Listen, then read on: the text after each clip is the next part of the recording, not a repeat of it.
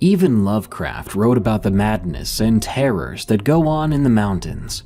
Today I've got a big old compilation for you featuring the most terrifying and unexplained things that are seen in the mountains.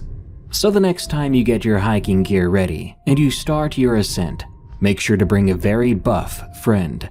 And if he's handsome too, well, that's a plus for sure. But buff is the primary goal here. If he can arm wrestle a Bigfoot, you'll probably be just fine. Enjoy these stories and be sure to send me your scary stories at darkstories.org. Be sure to check out eeriecast.com for even more scary podcasts. Now, let's begin. During our honeymoon in the Smoky Mountains, my husband and I caught the attention of something unknown and terrifying for an entire week. From Reddit user wolf_dream. Trigger warning for suicide. About a month ago, a user by the name of Snipa6407 asked if anyone had ever had strange experiences in southern Tennessee and a few other nearby places, particularly in the mountains. I had too much going on to respond at the time, but my husband and I had an experience there that I think is worth telling, although most in our family don't know, because we understand how they would react, so we've never told them. While I realize this post relates many over-the-top experiences, my husband and I both experienced the following as described. I understand that not everyone will believe me, but since this post also contains deeply personal moments in my life, I ask that you please keep comments respectful, whatever opinions you express on the matter. Thank you. This story needs background to convey some factors that were potentially involved. I suspect the events leading up to the trip to Tennessee may have had a direct relation to the severity of the phenomenon we experienced while there. I had never wanted to marry, neither had my now husband. Then we met each other, and we were engaged at 30 and 28 years old. We had a 2-year engagement. We wanted our wedding to symbolize our true soul bond and decided to go completely non-traditional. His giant family wanted a white dress Catholic wedding, so we were at major odds with the family from day one. My fiancé and I began suffering from a huge run of exceptionally bad luck and some odd poltergeist activity at home. Nothing too major, so we brushed it off. Except when we left the house once and came back to find a red clown nose sitting front and center on our bathroom sink. No one had the keys to our place and we didn't own a darn clown nose. That one was freaky. When I told a friend something weird was going on to the point I almost felt the wedding was cursed, he tried to explain it away. I replied, "Watch, something's going to happen today while he's getting his tux, I'm telling you." I get one flabbergasted look before my fiancé immediately called to say there'd been a freak accident in the parking lot while he was getting fitted for his tux, and someone had totaled the back end of his truck. That shut my friend right up. Another glitch was my refusal to have my father walk me down the aisle. I also refused a random stand-in for tradition's sake. I asked my younger brother to walk me down the aisle and he said he would be so honored. We'd had some problems, but he'd been clean for 7 years, and we'd made up our differences. Losing our middle brother to a drunk driver had driven us apart for a while, but brought us back closer a little later down the road. Then, 40 days before the wedding, unintentionally, my brother committed suicide in his mid-20s. My fiancé and I drove over 16 hours close to Point Pleasant, West Virginia, to say goodbye. I knew my brother, and I knew he would not cross over easily with what he'd done, especially with my wedding around the corner and me counting on him. This really bothered me. His viewing was closed to immediate family only. He was not embalmed due to the complete autopsy required. He was covered in a handmade quilt to his chin. We were instructed not to touch him, although we ignored this stricture. After saying our goodbyes, I walked to the end of his gurney and lay my hands on his feet, a supplicant. I told him I understood it was an accident, and I forgave him. I told him that if he still felt he needed to make amends with me, then he could do so by calling forth my loved ones and those of my fiancée to come witness the wedding from the other side. I bade him bring our other brother, my fiancée's sister, grandparents, aunts, friends, and I began calling by name all those beloved souls whom had already passed. Do this, I told him, and there will be no debt between us, and you can rest in peace. The looks on my family's faces were priceless at this point, but I felt this was something I needed to offer. I had a pendant made when I returned to New Orleans. On it was my favorite picture of my two brothers. I wrapped this around my bouquet, and although it seemed to the wedding guests that I walked the aisle alone, I knew that both my sweet brothers were right beside me in spirit, because they would never miss the wedding of their sister, especially with Hector, the one who committed suicide, actively dragging them across the veil to fulfill his last obligation to the living. Later on, my new husband, Eli, and I went to a rental cabin on Bluff Mountain for a honeymoon week. I don't want to name the specific cabin in case I'm not supposed to, but I will say it was very rocky with a raccoon theme. Bluff Mountain is in Pigeon Forge, outside of Gatlinburg in the Smoky Mountains. I was living in New Orleans and had brought a double handful of fresh-picked gardenia blossoms with me. It was a type of symbolic offering to the mountain for having us on such a special occasion. No rituals or anything, I simply arranged them on a wooden box with a fake bird and nest that was sitting on the top of the railing of the cabin porch and sent up feelings of gratitude and joy. We went out to eat and grab groceries. Upon arriving back at the cabin, the wooden bird box had been smashed into a million pieces on the porch. It hit the ground hard enough to shatter so far and so thoroughly. We thought that maybe a raccoon or bear had done it. Then I noticed that there were no flowers. Maybe the wind. Leaves that had been scattered all over the porch, just like when we left, made me hesitate. Gardenias aren't super light flowers, definitely heavier than the leaves I saw. More curious than anything, I looked all around the porch, stairs, and walkway.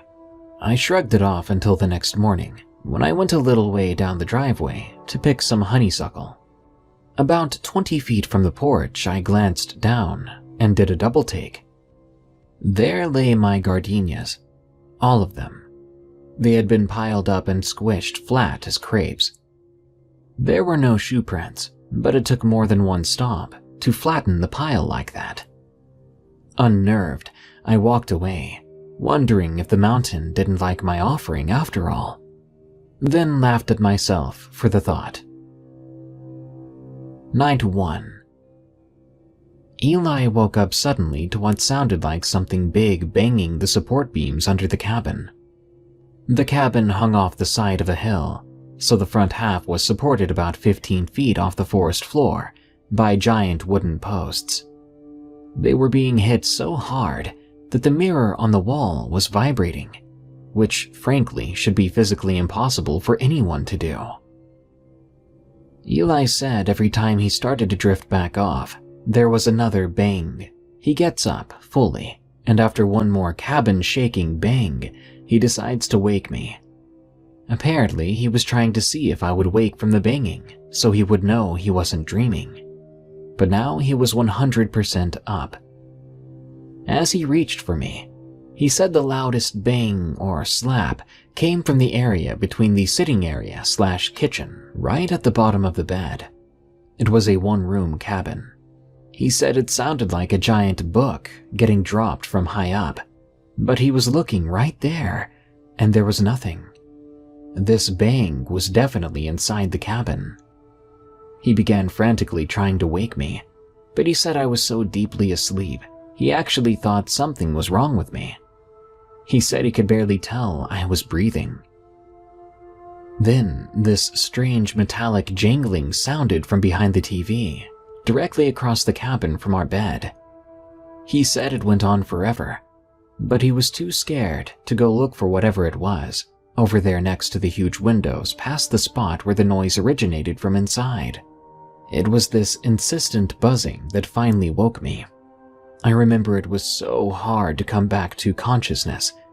I felt like I was literally swimming through blackness to get back to myself. I kept asking, what the heck is that noise? I thought it was an alarm someone left set. Cute. When I finally woke up enough to move and set up to go find and smash the offending noisemaker, the trilling stopped. Groaning, I fell backwards onto my pillow. Eli began telling me about the banging. I could tell how upset my husband was. I believed what he was telling me, but I was so numb and out of it, I was struggling to come up with any emotional response at all. There was only this debilitating fatigue, and I fell asleep on my husband when he needed me, when a man whom I'd never seen afraid in 7 years was completely terrified. I just zonked out until morning. Normally, I'm an extremely light sleeper, especially in new places. This trip, however, almost every night was like this. No sooner did I put my head on the pillow than I was swallowed by blackness. It was extremely deep sleep, but it wasn't restful. Waking up was worse. It was like falling into a coma every night and slowly reviving every morning. It ironically left me exhausted. Day and night too. While doing my makeup in the infamous shaking mirror the next morning, I was able to get the full story and talk to Eli about it logically. Maybe a bear was rubbing against the post. He replies, "It was solid bangs like a huge fist. No way a bear.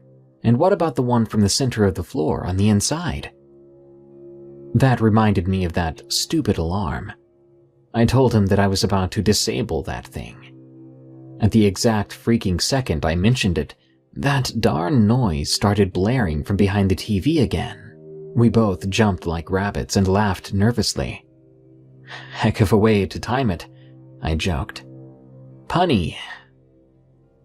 Looking behind the TV, I was surprised to see it wasn't an alarm clock, but a landline phone, an old one with a bell buzzer, which explained the horrid noise. Of course, I had to answer it. There was a minute of silence, then bursts of static. It really sounded like someone was talking, but static was obscuring their words. I told them to move to get better reception, then asked if this was cabin management. The silence, garbled talk continued for a while before I hung up. I was amused, honestly, especially with the way Eli was gaping at me. When I hung up, he immediately unplugged the phone, said management had both our cells, so it was probably a prank call from someone who stayed here before, but we were not going to play along and end up in a deliverance scenario. Smart man. Phone stayed unplugged for the duration. That night we were in the hot tub on the deck. It was around the back, had a gazebo-type cover around 3 sides, and no lights too close, so bugs wouldn't be swarming you. As we're relaxing, I'm sitting on the open end, facing the enclosing wooden strips, and Eli's facing me in the forest. I kept admiring the blue light behind the enclosed end. It was large, about the size of a cantaloupe, and seemed bright. But the glow over us in the hot tub was very muted. I figured it must be LED of some sort, but I'd never seen a light that shade of blue anywhere. All the other lights in and around the cabin were bright and orangey, so I remember saying how it was sweet they went all out for mood lighting for the hot tub. Eli both looked at and commented on the light as well. When we decided to get out for the night, the light blinked on and off in what looked like a purposeful sequence before shining a few more seconds and going dark. We commented that it was strange how the light burnt out like that, and how we were sad to lose our mood lighting. I decided to call the next morning for a bulb. When I woke up, I first walked around the rear of the cabin to see what type of pole or other fixture was the one we needed serviced. But there was no pole, no fixture, no other light source behind the hot tub, no cables, no wires. The main office later confirmed the instability of the soil back there prevented anything that wasn't heavy duty from being installed, so no lighting was ever put back there. Whatever that light was, we both saw it, and it was apparently just eavesdropping, because we were out there about 2 hours, and so was it. And if it wasn't turning off or burning out, that means it was straight up disappearing. Starting the second night after coming in, my skin started to crawl and every hair on my body stood on end every time I passed the open bathroom. The bathroom was next to the bed area. Lying in bed, you could see the bathroom sink and the small window above it. The window had no curtains, as it faced into the woods behind the hot tub. At this point, I still thought the blue light was man-made, yet I could swear there was something looking in the window. I'd been leaving the bathroom door open because I liked looking out at the forest from the bed. But now I tried to keep it shut without Eli noticing I was being weird. Eli told me the next morning that every time he began to drift off, a resounding bang on the posts under the cabin would jolt him. He said he was freaked out because no matter how long or short a time he waited to lay his head down, it was like whatever it was knew exactly what he was doing, even though he never got out of bed. Once again, he was wide awake and terrified, and nothing he could do would rouse me even the slightest. Night 3. After scrubbing ourselves as best we could in the highly stinky sulfuric water of the cabin, we were getting ready for bed. Walking from the bathroom to the bed, I realized I forgot to shut the bathroom door. Since Eli was already lying in bed looking at me, I just kept on toward my side of the bed, telling myself to stop being ridiculous, even though I could swear at that moment something was looking in that window. I'd already looked out several times and couldn't see anything out of place, but I could still feel it. Eli quietly asks me if I can shut the door. Why? 'Cause that window gives me the creeps. Talk about validation. That night I had some disturbing dreams, but I can't remember them. Eli, however, suffered a severe bout of sleep paralysis that night, although he swore it wasn't sleep paralysis because he says he sat up, kicked, and yelled at her. Now, however, he says it probably was sleep paralysis. Either way, he woke up to eerie laughter and saw what he described as a grudge-type woman standing at the end of the bed, laughing at him. I wouldn't wake. He said she wore a white dress, had pale skin, black eyes, and a horrible mouth. She had long black hair partially obscuring her face and was surrounded by a swirling black mist. She reached for him, and he sat up, yanking his legs up to his chest. This is when he started yelling at her to get out and kicking at her. Laughing, she faded out. He said he was awakened by her grabbing his ankles and giggling throughout the night, and would also wake just long enough to catch glimpses of her. I was still no help. Night 4. A repeat sleep paralysis experience for Eli, but he said it was even more intense this time. Same lady in white. I had also realized a trinket I brought for luck and put on the shelf next to my side of the bed was missing. It was a tiny cabin, and we tore it up looking for the next 2 days, but I've never seen it again.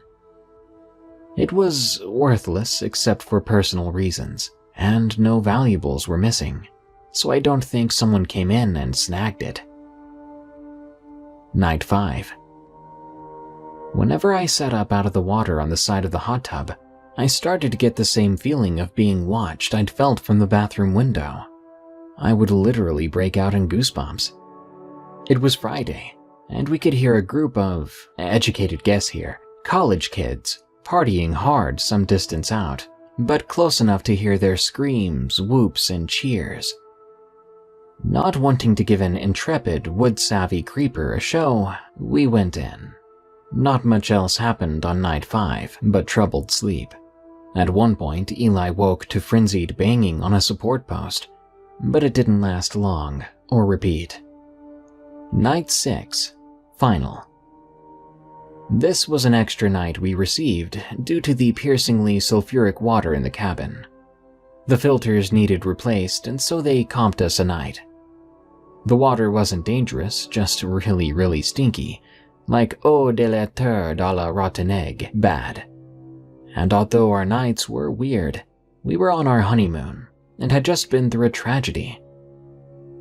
We spent our days having massive amounts of fun and doing so many awesome things, plus eating great food and drinking the good wine for dinner.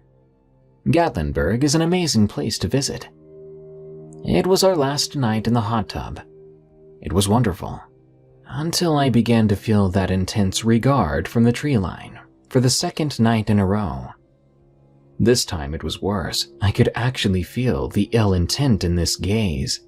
Whenever I came up to cool off, I literally found myself unconsciously wrapping my arms around myself and slipping slowly back down into the water. I reminded my new husband how many years he'd known me, and asked how many times he'd known me to be scared or paranoid. I tell him, there's absolutely something aggressive in the tree line looking at me, and it is not a college kid. We could hear them again that night. He scooted over, and I moved to the covered end with him. Within 5 minutes of me moving, we hear a tremendous crashing from the brush behind us, and then something big stomping around directly below us. This is followed a few seconds later by more crashing, and a second pair of footsteps stomping around. They sounded like human steps, but no one could make such a loud noise on the packed earth below the raised deck and cabin. We jumped up and booked it inside, soaking wet. Eli said that night was the worst for the banging. He said there was banging on at least 3 widely separated posts, and it went on all night. He said when they did let him sleep, the woman would come. I slept like the dead though, unresponsive to everything. Morning of day 7, leaving day. Something was demanding my attention, pulling me back towards consciousness. At first, I thought it was the mounted police or one of the mule-pulled carriages that sometimes passed my place. No, this was definitely a whole plethora of horses. Was there a parade I didn't know about? Slowly, I remembered I wasn't in New Orleans, and although what I was hearing sounded like hooves, there were no paved roads anywhere near me at the moment. Just the small gravel driveway out front. Quickly snapping awake, I realized the sound was coming from the roof. I checked my phone. It was a few minutes after 8 a.m. I groaned. Why the heck would nobody tell the roofers that the cabin was booked until 11 a.m.? I looked over at Eli. He was pale and breathing very slowly. I half-heartedly poked him a few times, but he was out. Ruefully, I thought of all he'd been dealing with while I slept as deeply as he seemed to be now, and left him alone. I'd been with him nearly a decade at this point, and he had never spoken of things like this before. Whatever had been going on, he deserved sleep. At least it was roofers in the sunny morning and not weird crap at 4 a.m. At this point, it crossed my mind to wonder what roofers worked on Sundays. I listened closer. It definitely sounded slightly metallic, but I decided my initial impression held. It sounded like a horse was kicking the crap out of the cabin roof. Well, what the heck do I know about roofing equipment anyway? I'd have to ask them to stop until we checked out. I pulled back the covers and swung my legs off the bed. The instant my feet touched the floor, the pounding on the roof stopped dead, and the handle to the main door, which was about 3 to 4 steps in front of me, started jiggling violently. 2 things. There was no pause between the noises. They went from on the roof, slightly towards the opposite side of the cabin above where Eli was sleeping, to the doorknob in front of me without a time delay. Also, the top half of the door was glass with a sheer curtain, which the sun was shining directly through. I could plainly see that no one was near the door. Yet I could also see the handle rattling wildly. I yanked my feet up and dove under the blankets up to my chin like a kid, I'm ashamed to say. As soon as my feet left the floor, the doorknob stopped rattling, and the incessant pounding on the roof resumed in the same spot, again with no pause between them during the switch. I'm now staring at Eli, wondering if I should wake him. I'm scared I won't be able to, but I'm also just as scared he'll wake up and won't hear it at all. His eyelids flutter open, taking the decision out of my hands. I ask him if he hears that and thank all the gods he says yes. I'm hesitant to talk about the door when he just opened his eyes, so we talk about what it sounds like first. He also immediately goes to roofers. I ask if that sounds like a hammer to him, and he says no, actually. We agree that it does sound like hooves or something slightly softer than metal. This whole time I realized we've automatically been whispering, and this pounding just keeps going on and on. Looking around the cabin, we see the mirror shaking, glasses in the kitchen area rattling, the cabinets quaking. Whatever was on the roof shook the walls of the cabin repeatedly. The pounding lasted about 35 minutes, because I checked my phone right when it woke me, and right after it stopped, from about 8:02 a.m. to 8:36 a.m., although I'm not sure how long it'd been going on before it woke me. It was loud and strong and absolutely terrifying. We lay whispering for a time. No way was this a person or people. We started thinking whatever it was trying to bust in through the roof, although the glass doors would surely have been easier to get through. When Eli said he was getting up to look, I told him about the doorknob shaking when I tried to get up. After a brief hesitation, he threw back his covers and sat up. The pounding stopped. He and I both froze. A terrible grating noise sliding on the roof broke the silence. We both looked at each other with big eyes and pale faces. "Was that claws?" I hissed in the quietest voice I could manage. He leapt back up onto the bed, and the banging resumed. The quietest discussion ever followed about if we had really just heard claws up there. We thought it was exactly the sound huge claws would make, but really it could still be anything. Eli grabbed his legally owned firearm from his bedside drawer before quickly standing. The pounding stopped for a second to allow for another grinding rasp to sound across the roof. "That is definitely freaking claws," I said. The pounding immediately resumed, twice as fast and even harder if that were possible.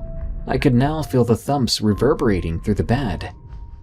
Eli told me to stay inside and listen. Whatever it was, it sounded huge, and he needed me to let him know what direction I heard it move in if it ran out of his view up there. He burst out the door and aimed his gun at the roof. The pounding stopped. There was absolute silence. There was no sound of running anywhere on the roof, and the roof didn't have a darn thing on it. In addition, being perched on the side of the hill as the cabin was with no trees nearby, there was nowhere anything up there could have gone. We packed at Mach speed, but did have one last smoke in the driveway to help with the shaking and nerves. It was open, so it seemed relatively safe. While we smoked, we could hear the people who had been partying the last few nights. They were all out yelling for a missing friend. We heard them yelling about the last time they saw him, which was apparently the night before. We could hear their panic as they screamed his name over and over. Eli and I tried to find the group to help look and ask if they had seen or heard anything weird. However, the winding one-way dirt roads were confusing, and we ended up lost. We actually think they may have been locals, and we couldn't get to them because we were on rental cabin roads, which don't connect to local roads and driveways for obvious reasons. I really hope they found him passed out drunk in a bush somewhere. I regret not being able to locate them and help them look. I have no idea what this was. Nearly every major paranormal MO showed up, from orbs, weird calls, and poltergeist activity to cryptid-type goings-on and the lady in white. Yet it all really did seem like one thing in different outfits, if you will. After coming home, we had no more weird activity at the time. I did request for the departed to stand witness from a deceased brother who owed me a favor, but I specifically requested only the blessed dead, and only for the wedding ceremony. This didn't seem like protective ancestors to me though, so I don't think it was necessarily related. I actually lean towards some type of nature or elemental type guardian spirit personally, but that is just conjecture. Even though he said differently at the time, Eli now thinks it was a Bigfoot, although I think not. If you made it this far, thank you for your time and listening to my oh so memorable honeymoon. Any ideas on what we may have encountered are welcome. I'd love to hear what everyone thinks. Thank you, and best wishes. The Case of Dennis Martin. This story is not a submission. It is a documented and tragic event that occurred in the Great Smoky Mountains National Park. Dennis Martin was a 6-year-old boy. He and his family went on what was supposed to be a pleasant outing to the most popular national park in America, that of the Great Smoky Mountains. It was Father's Day weekend in 1969, the perfect time for a traditional family camping trip for the Martins. Together they hiked from Cades Cove to Russell Field and camped overnight. The day after, they hiked to Spence Field near the Appalachian Trail. Once there, they planned to stay the night. Now, young Dennis Martin had allegedly been planning on surprising the adults of his family with his brother and some other children. His father last saw him going behind a bush to hide and wait for the proper moment to surprise everyone. Well, Dennis Martin was never seen alive again. Several minutes later, after the rest of the children had already returned to camp, Dennis's father went looking for him, searching the trail for nearly 2 miles, only stopping when he was completely sure that the boy couldn't have gone further. Searching for hours more, the family then received help from the National Park Service rangers. But, as mysteriously happens with high frequency in missing person cases, a sudden downpour came down on the area. About 3 inches of rain poured over the land in just a few hours, washing out trails and bringing nearby streams to a flood. The temperature also dropped to about 50 degrees Fahrenheit. Thus began the most extensive search and rescue effort in the park's history, even today. The search covered 56 square miles utilizing the efforts of around 1,400 people, which included the National Guard and Special Forces. The day after the disappearance, the rains gave way to a deep mist, further limiting search efforts. Footprints were found, but were determined as being those of a Boy Scout who had participated in the search. These footprints, though, did lead to a stream before disappearing, and, stranger yet, the footprints indicated that one of the feet was barefoot, and yet none of the Boy Scout searchers were barefoot. This assumption was now brought into question. A shoe and sock were later found as well. Sadly, the search was called off after a failure to find much else. By June 29th, the search was abandoned. Dennis's father, desperate to find his son, offered a $5,000 reward for information on the whereabouts of his boy. That would be over $35,000 today. Still, no new information was found.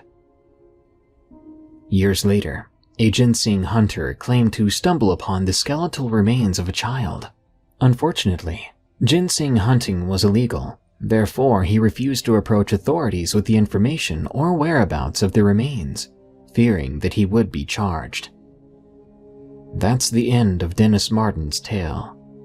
Several theories arose as to what may have happened to the poor boy, but one in particular stuck with the boy's father above all others. The theory that Dennis was taken by someone or something.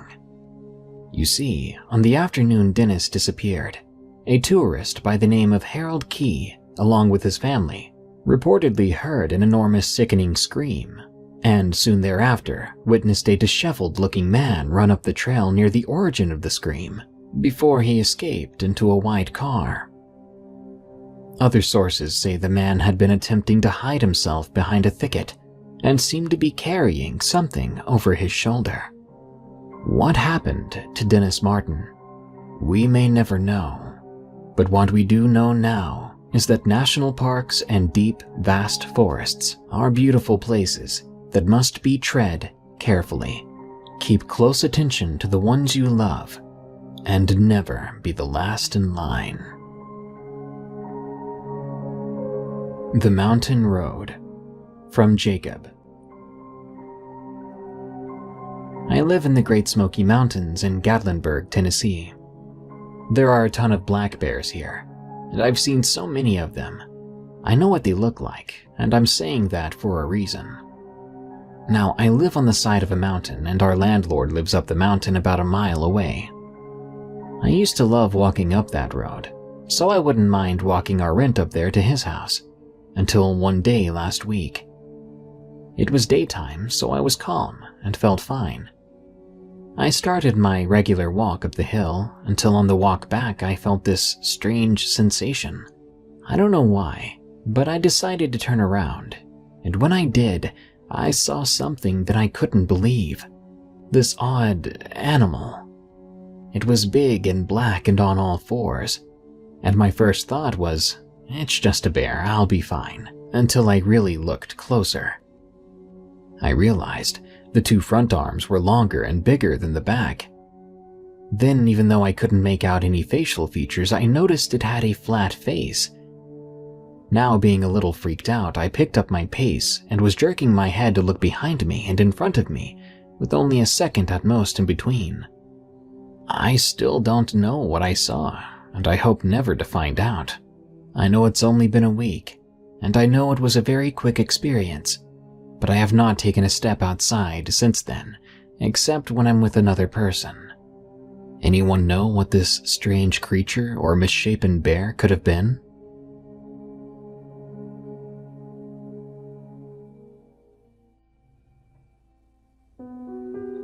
A werewolf or dogman encounter. From Anonymous. I won't state my name for confidential reasons, but I've lived in rural forests all my life. This story took place in two locations within 5 to 10 miles of each other, and it happened to me and two other friends of mine. My friends live in one of the most rural areas surrounded by farmland, forest, and the Appalachian Mountains. We were doing things normal people do when they hang out, but as soon as the night fell, the mood changed drastically.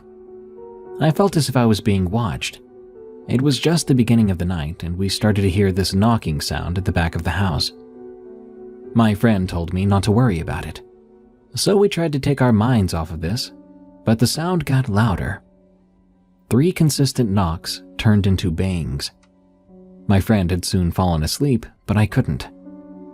All of a sudden, I found myself peering outside of a small window. This window was almost 10 feet off the ground from outside. My curiosity soon turned to horror as a massive animal turned the corner of the house. This animal had long ears, ragged hair, and some human-like features only visible by the dim night sky.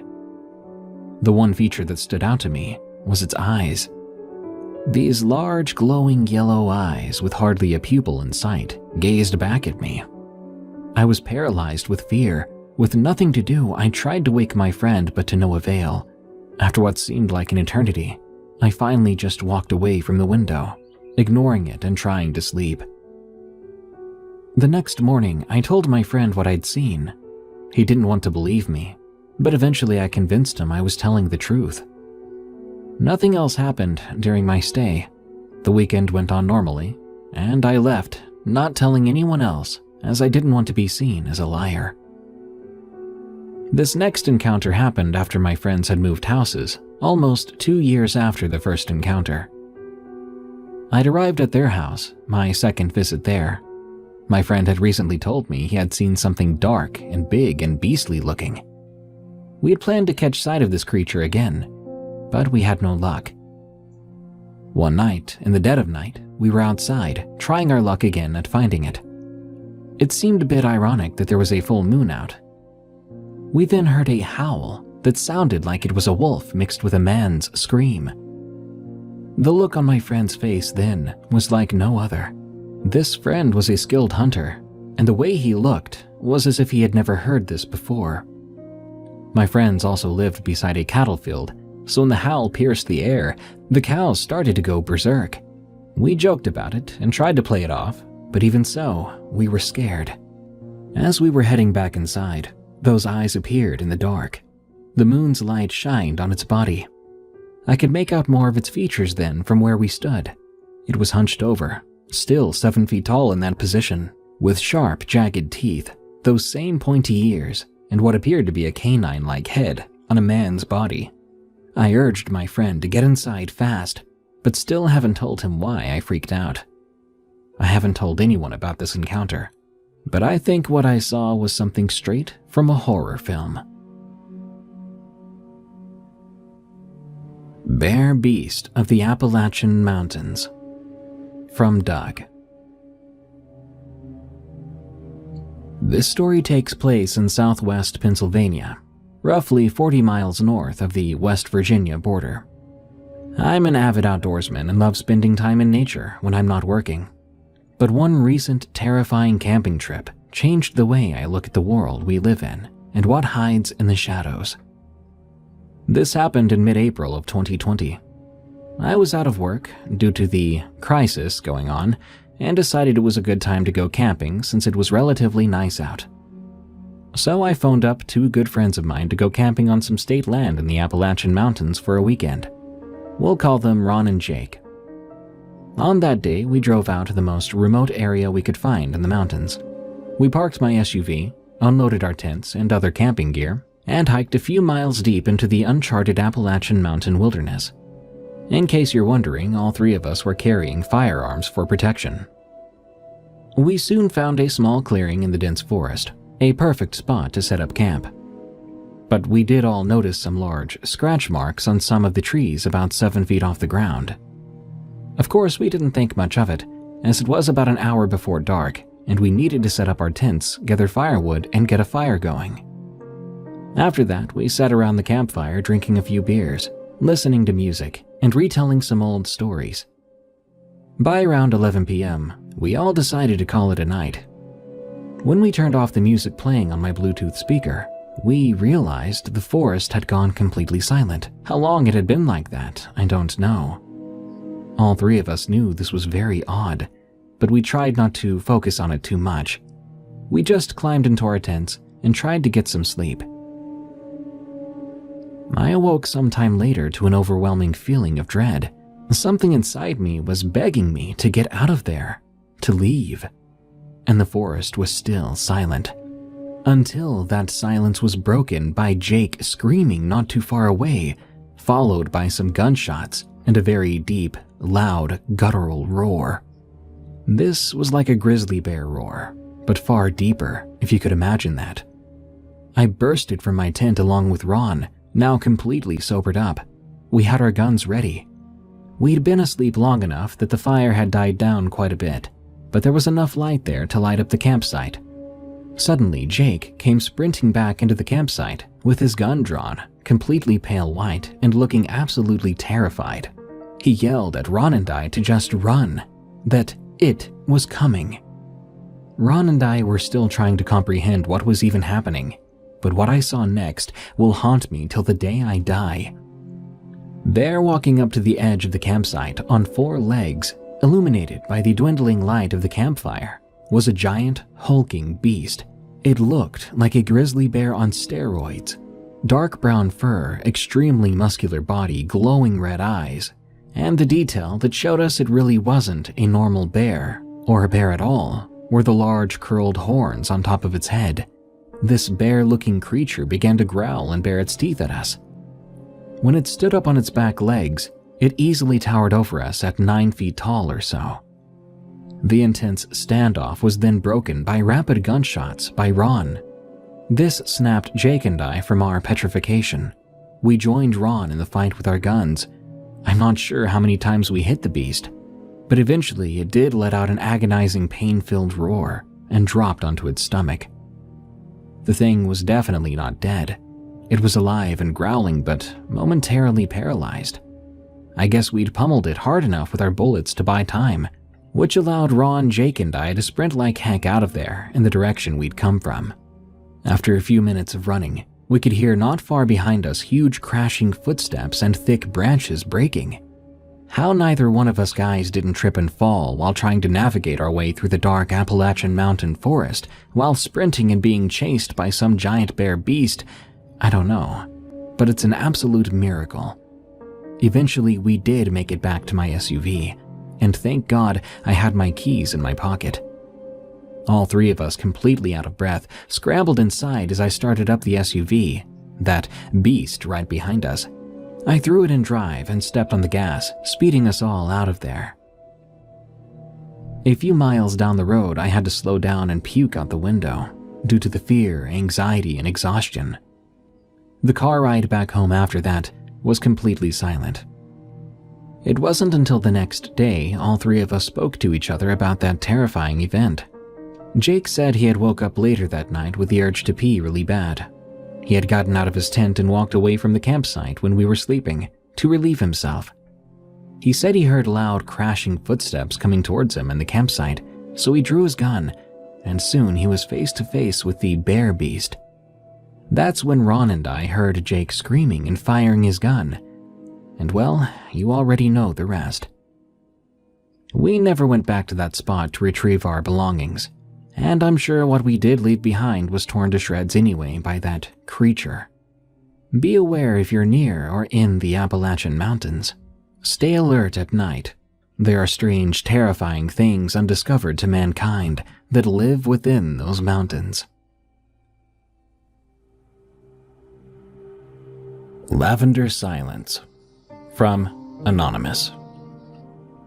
The following story is told without exaggeration or embellishment. These events happened exactly as I'm about to describe them here. I would swear to all of this on a Bible under oath in a court of law. None of the following is fictionalized, just facts. However, the names and location have been changed, although I can divulge the general area where this happened. Along the Appalachian Trail. I think I'm finally writing this down as some sort of self-help therapy, because I believe I have some PTSD from it.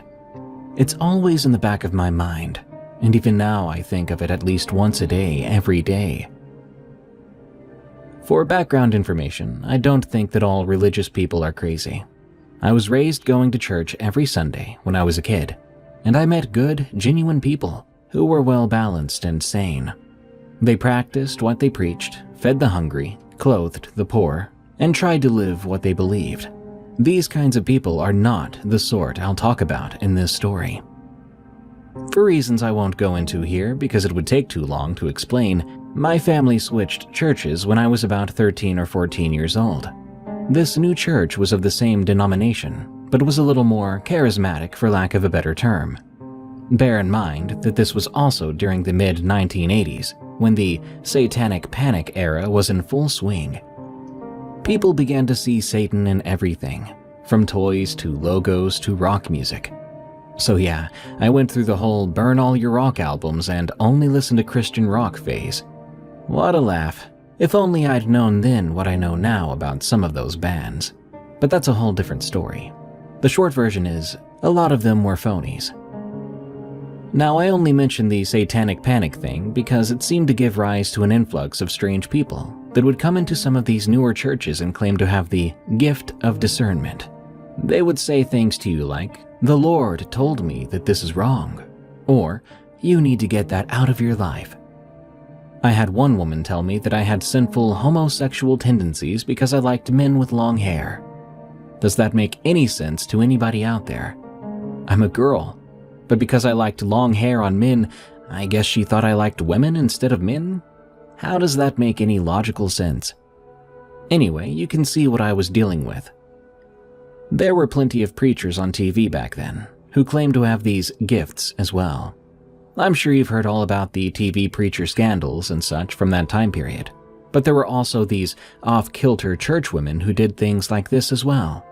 I saw several in this church and tried to steer clear of them as best I could. These women never looked happy or joyful, like the Sunday school and Bible school teachers I remembered from childhood. Nope, no smiling faces to greet you at the door or patiently read from the children's Bible to all the kids gathered in a circle for story time. No, these women were only concerned with what was deemed satanic for that particular week. Woe unto you if you happen to be into whatever band or movie they were ranting about. They just looked angry or judgmental all the time and made me anxious and uneasy. This church attracted some personality types I wish now I had never been exposed to. It was like a magnet for them. While the majority of the congregation was made up of what you could call normal sorts, there were several individuals who eventually made me afraid whenever I set foot inside any church door from then on. In time, it went beyond anxiety to outright fear. To this day, I'm never at ease in any church setting. On the few occasions I do go, my anxiety is through the roof. I sit in the back on the last row. I don't like people behind me, and I'm always close to an exit door. If the church is very large with a huge crowd, all that means to me is that there are just more whacked-out people to look out for and avoid. I was a young 17-year-old when this incident happened. I'd gotten used to some weirdos that had either stumbled into this church themselves, off the street, or had been invited by well-meaning people trying to save their souls. We had it all. Drug addicts, alcoholics, and several touchy-feely men, probable predators who always wanted hugs from the young kids, and maybe boys too, for all I know. The preacher was always telling us to hug the person next to you, usually at the opening of the service. Even after several complaints from teens and parents about inappropriate hugging going on, this was still practiced nearly every Sunday morning. To this day, I don't understand why it was allowed to continue. I began to develop an intense dislike of anyone other than my family members touching or hugging me, to the point that I didn't even like to shake hands with strangers. I quickly learned who to avoid at all costs. All of these creepy huggers were men.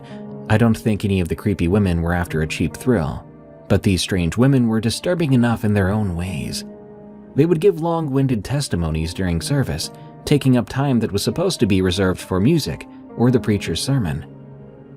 As I mentioned before, for the first time in my life, I began to dread getting up on Sunday morning due to having to dodge the predator men and having to duck out the door before the service actually ended, so as to avoid these crazy women. I never got much out of the service at all, trying to keep my eyes on, I'd say about 9 individuals, but none of them were as off-putting as a woman named Vicky. From the first time I saw Vicky, even before she ever spoke to me, and before I ever stood close to her or anything like that, I knew something was wrong. Now that I'm older, I know what these instincts are, that I was detecting an energy around people that's actually a warning sign. Probably a buried survival instinct of some sort, long watered down in our now civilized human brains, similar to an animal's ability to sense these things. If only I'd paid attention to the faint alarm bells going off in my head back then. But I was young and not yet in tune with my ability to sense this stuff. And after all, it had been drilled into us since we were toddlers, to love and accept everyone no matter what. You know, we're all sinners and all that. What I couldn't figure out, and what still puzzles me now, is how quickly this chick moved into the church, and within just a few weeks was singing solos in the choir, participating in the service, and even teaching Sunday school. Yes, I had the misfortune of being in one of her classes, but only 1 or 2 times. I seem to remember getting transferred to a different class, thank God. And of course, she made fast friends with the other spiritual women, gladly joining in when they would discuss all the satanic panic stuff. I don't know who she had initially come visiting with, but they must have been influential in getting her ensconced in a hurry. She claimed to have had past trouble with anorexia and had been healed from it. She looked like a skeleton though, but I thought, okay, maybe she just hasn't gained all the weight back yet.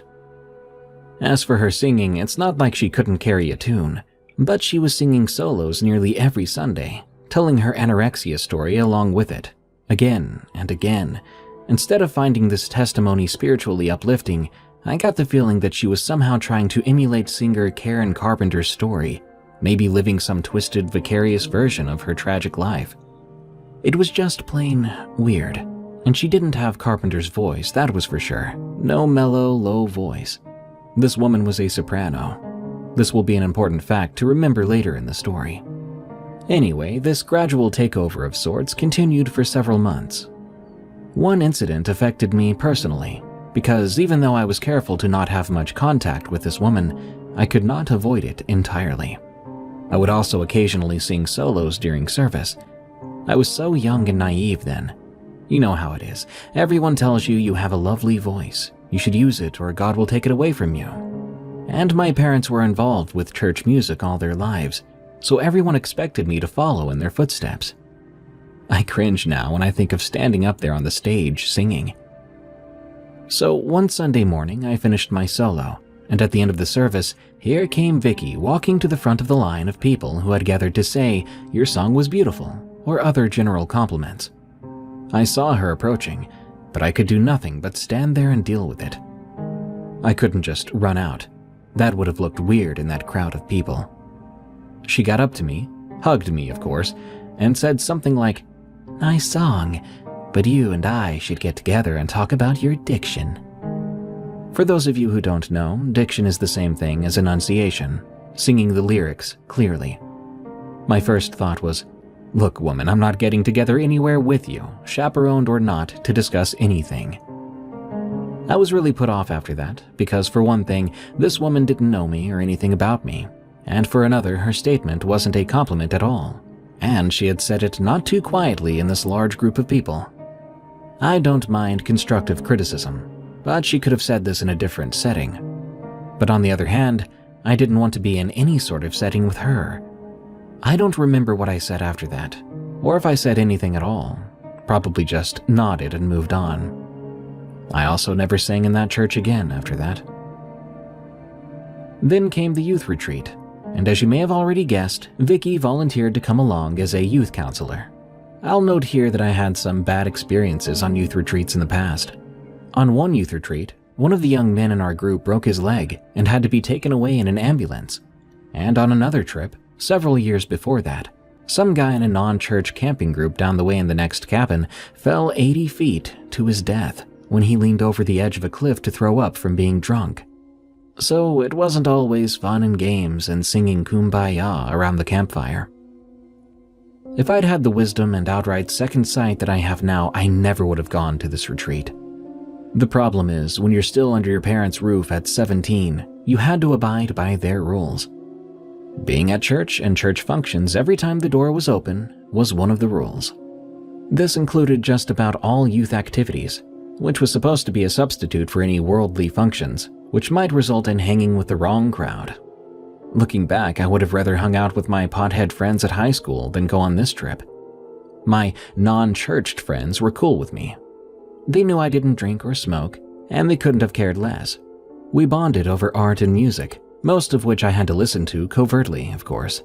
And peer pressure was something we laughed at, as we watched it dramatized in health class films and after-school TV specials. I was, in every sense of the word, scared straight. If someone offered me a drink or drugs, I did a very simple thing. I looked them straight in the eye and told them I was afraid.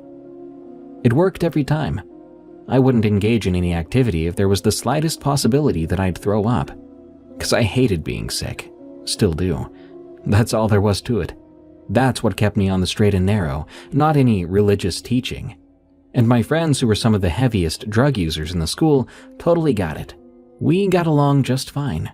Later in life, I'd be their designated driver several times. I'm digressing here, but my point is this. Tell the truth. If I'd told my parents the truth, that I was afraid to go on any more church youth retreats, and that I thought I was pushing my luck regarding bad incidences that had happened on them, they might have balked me at first. But ultimately, I think they would have let me stay home. They might have seen that their child was truly afraid. Then again, maybe not. In the end, I didn't say anything.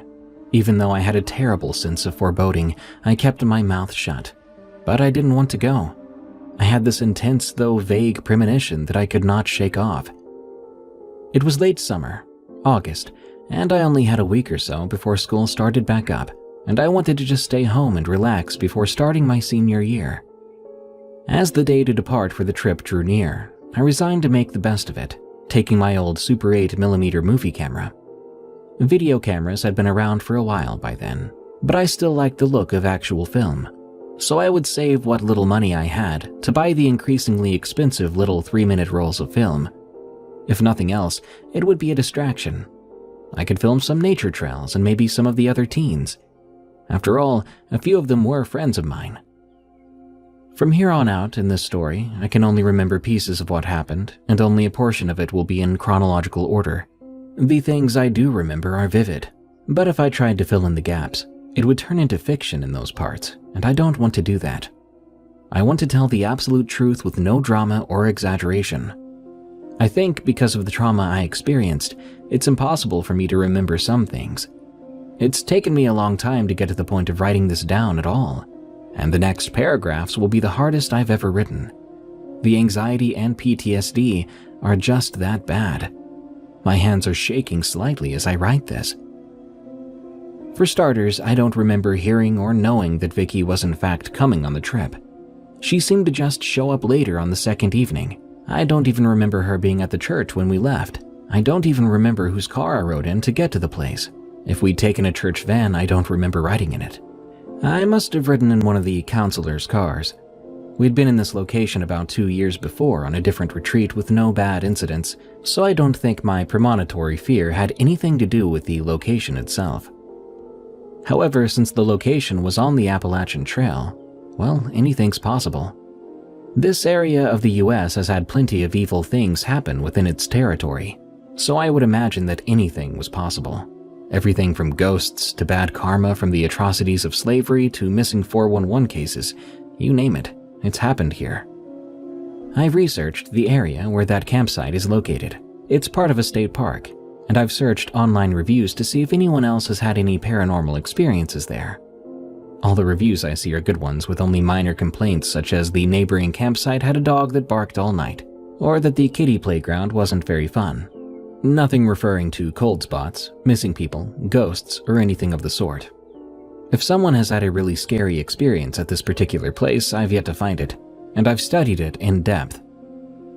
Anyway, I don't remember arriving, unpacking, or even what we did most of the time, but I do know we stopped at a flea market on the way.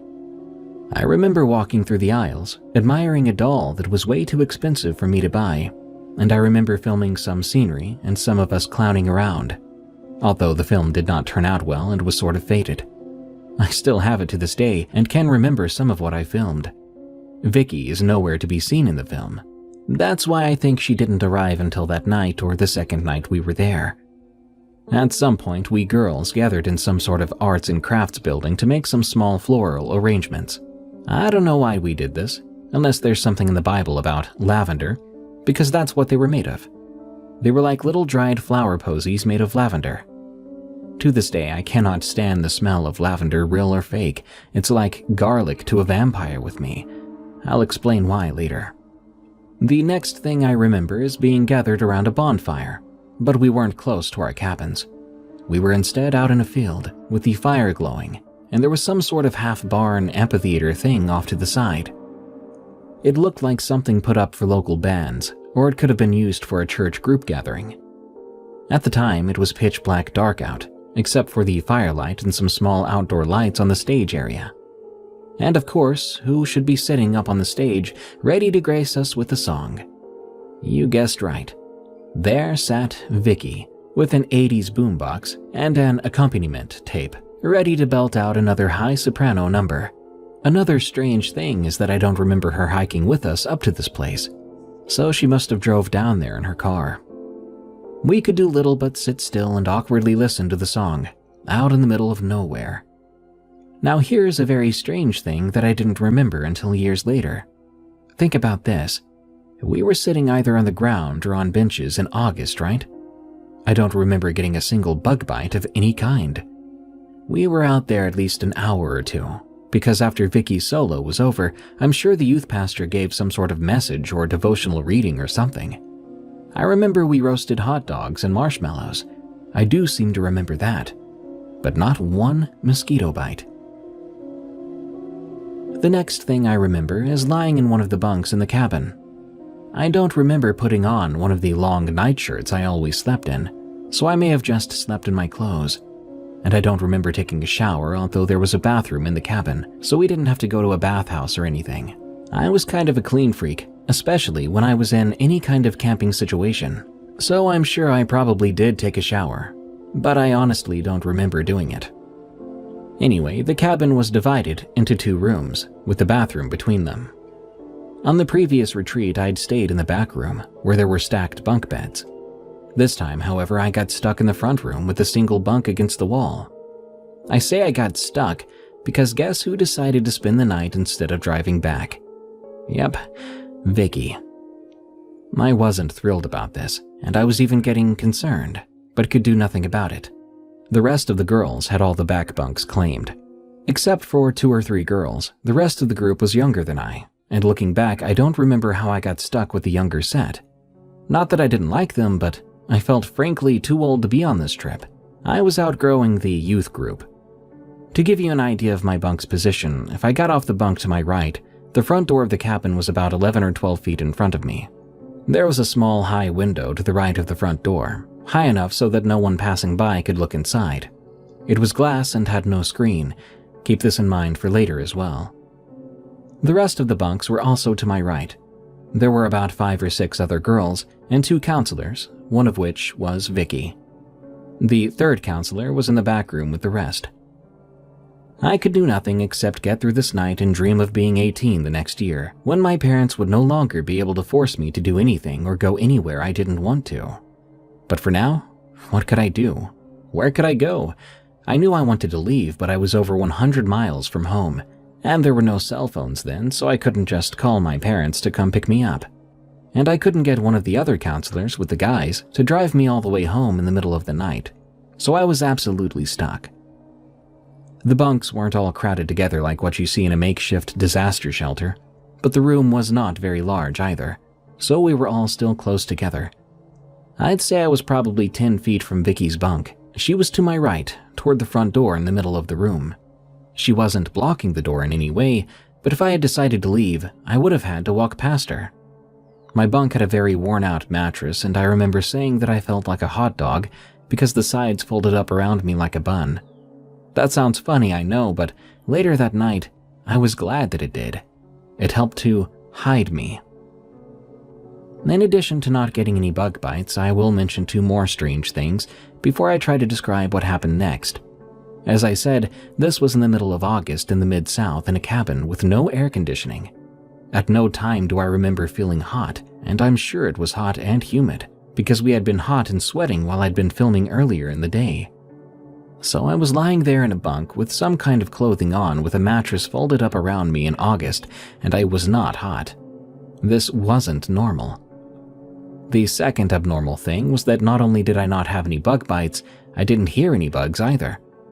This is worth noting because at that time of year, the noise from cicadas and katydids is deafening. Even as I finally drifted off to sleep in that cheap mattress, I don't remember any sounds from outside. No deer walking around, no sound from the boys' cabin, no bugs, no distant traffic or planes flying overhead, no coyotes, no owls, no crickets, nothing. I know that total silence in the woods setting is abnormal and usually means something's wrong. If I were in the same situation today, I would have gotten up, walked to the campsite office, and called myself a cab. But as I said, I was young, innocent, naive, and thought, oh so wrongly, that I was safe. I was deeply asleep when I heard the crashing of shattering glass. Then there was a long, piercing scream. My eyes snapped open, and immediately I looked at the high glass window thinking in nanoseconds, I can't believe one of the boys would throw a rock through our window.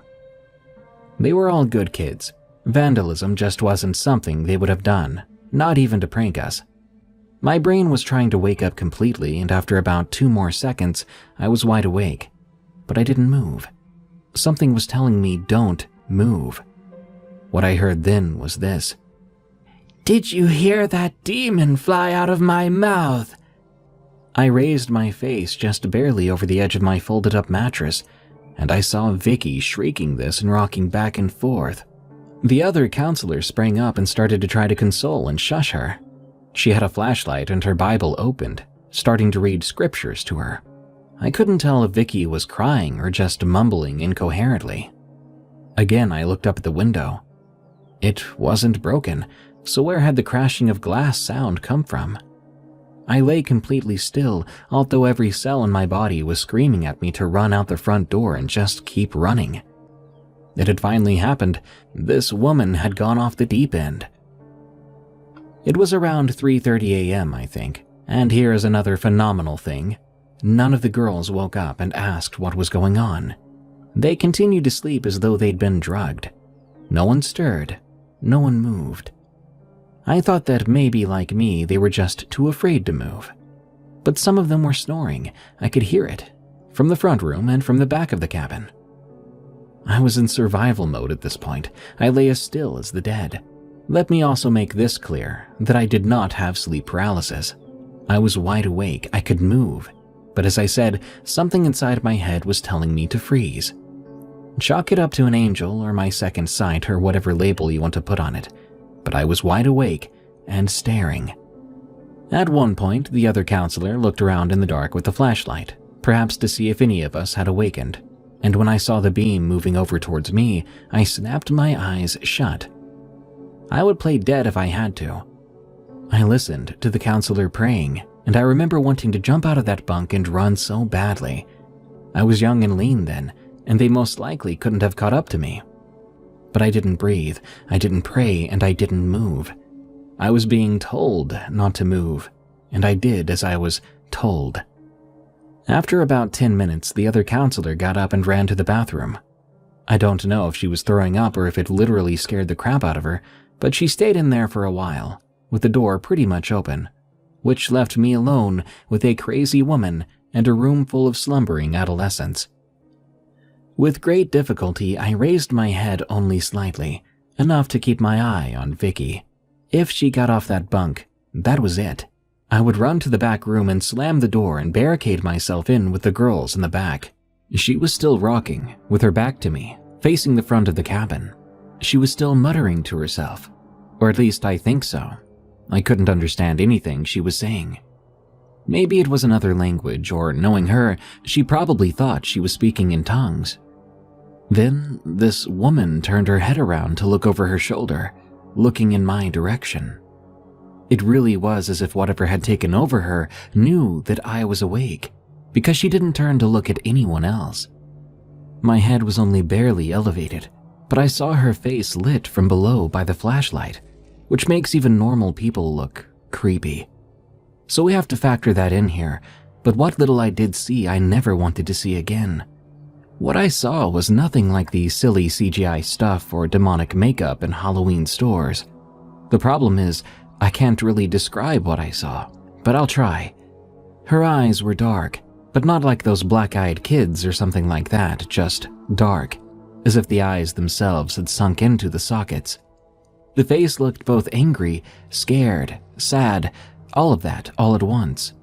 She looked right at me, straight into my eyes for only a second, because I snapped my eyes shut again to block her, or it, out. Also, her hair covered part of her face, so I didn't get a clear look, thank goodness. If this woman was doing all of this as a prank, which I seriously considered over the years, then she could have earned an Oscar for her performance. But a prank could not explain the window shattering while somehow remaining unbroken, and it could not explain her sudden bass baritone voice. What she said to me when she looked at me, I don't know, I don't ever want to know. It was some incomprehensible language, or it may have been gibberish. I only saw her mouth move for a second as she spoke behind some strands of hair. Sortes kivasit. Sortes kivasit. I fully expected this insane woman to get out of bed and come after me, but she simply turned around and continued muttering in that low bass voice. The high soprano voice was gone. After a few more minutes, the other counselor came back, and Vicky asked her in her now normal voice, "Are you okay?" Whether the other counselor heard the low bass voice from the bathroom or not, I'll never know. I swear on my life, everything I've just written is true. It's possible for sopranos to lower their voices, sure. In Mongolia, it's known as throat singing. So maybe this woman had some voice training? Maybe that's what she did. It may have been that she was just a mentally ill individual, and that this was a desperate plea for attention. Maybe she was trying to give us some twisted spiritual lesson on demons. But that does not explain the window. It still haunts me to this day. I do remember looking around the floor in the morning for broken glass, for pieces of the window. When I couldn't find any, I thought that maybe she had broken a glass of water when she shot up from the bed shrieking. And that shriek, I can still hear it, as if it just happened. It never goes away, and I guess it never will. And the silence. No girls stirring or coming in from the back room to ask what was going on. No animal noises or cicadas singing in the trees. I should have been wringing wet with sweat, either from the August heat or a cold sweat from pure terror. Anyway, after all this, Vicky and the counselor collapsed onto their bunks from sheer exhaustion. But I lay awake from about 3:45 to 4 a.m. until dawn. All around the room hung those dried lavender flowers, whose fragrance had now become a sickening, overpowering stench that made me nauseous. They had not bothered me in the slightest until now, as I lie there waiting for an eternity to pass before the dimmest hope of light began to show through the unbroken window. Still, not one of the girls moved, not even to get up to go to the bathroom. The only sound was slight snoring, and even that was muffled.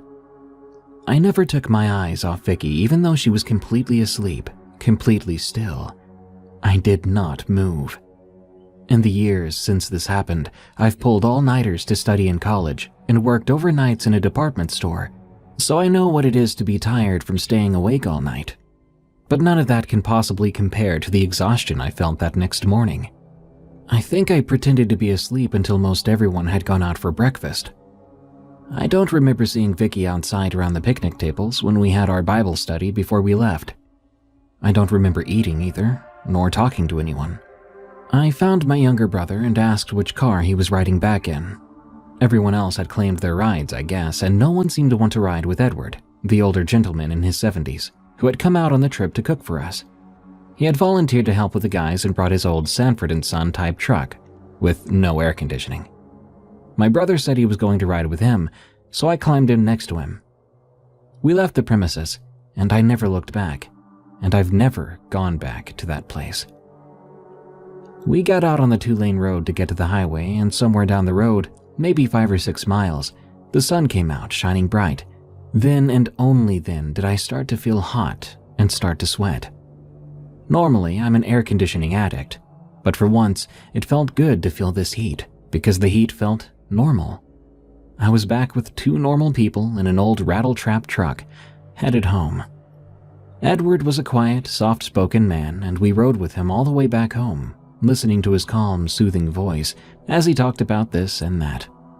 I was glad we had chosen him to get us home. Surprisingly, my life went back to normal after that. Within the next couple of weeks, I started school and was glad to be around normal people in a normal classroom. Somehow that dried lavender had come home with me, and I don't understand how that happened, because I never packed it, but you can bet I threw it out. If my brother had caught wind of any of these events, he never did speak about it. As far as I know, neither did any of the other guys. None of the girls seemed to know about it either. They'd all slept through it.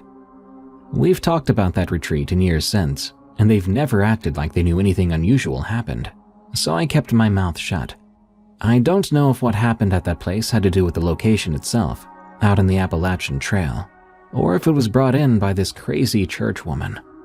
The atmosphere seemed normal until she joined our group that evening. Even though I'd felt uneasy about going on the trip at first, I must have been distracted enough by my filmmaking on that first day, because the sense of foreboding was temporarily alleviated. The anxious feeling returned when we arrived at that bonfire, right before she arrived. In time, Vicky seemed to just fade away from that church, going off to act crazy in someone else's unfortunate house of worship.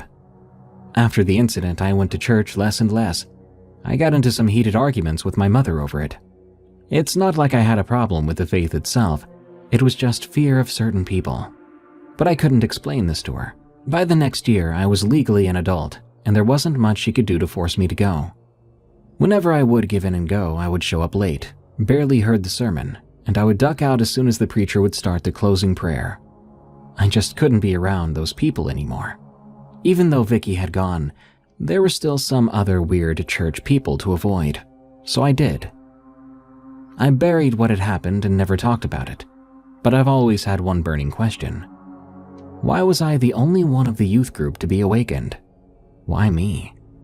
That scares me more than anything else, and I don't know that I want an answer to that question at all.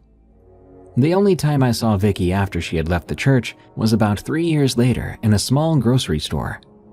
I ran into an old friend of mine from high school, and we were standing there in the checkout line when the front doors slid open, and in walked Vicky, talking with someone. She didn't see me, fortunately. In an instant, I ducked down behind the magazine and candy stands, and my friend thought I was having a fainting spell or something. She wasn't too far off the mark. I suddenly felt queasy and dizzy-headed. I looked up and asked her, "Where's that woman that just came in?" She told me she'd walked to the far back of the store.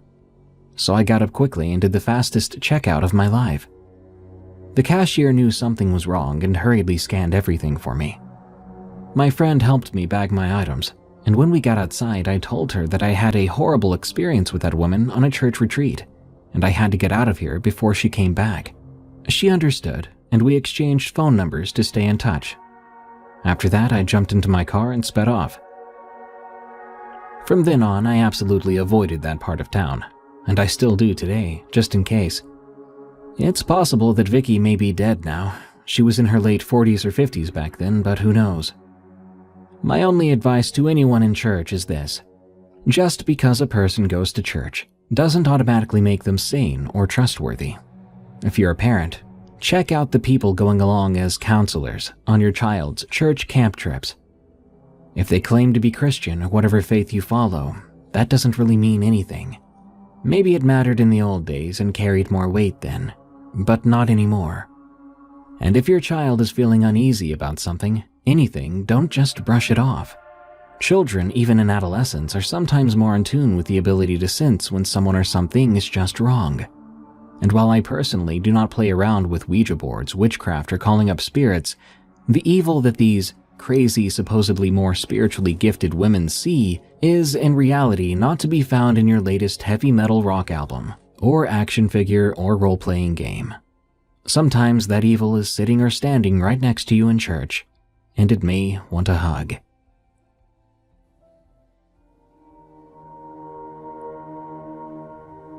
Coal Mine Road, from Dean.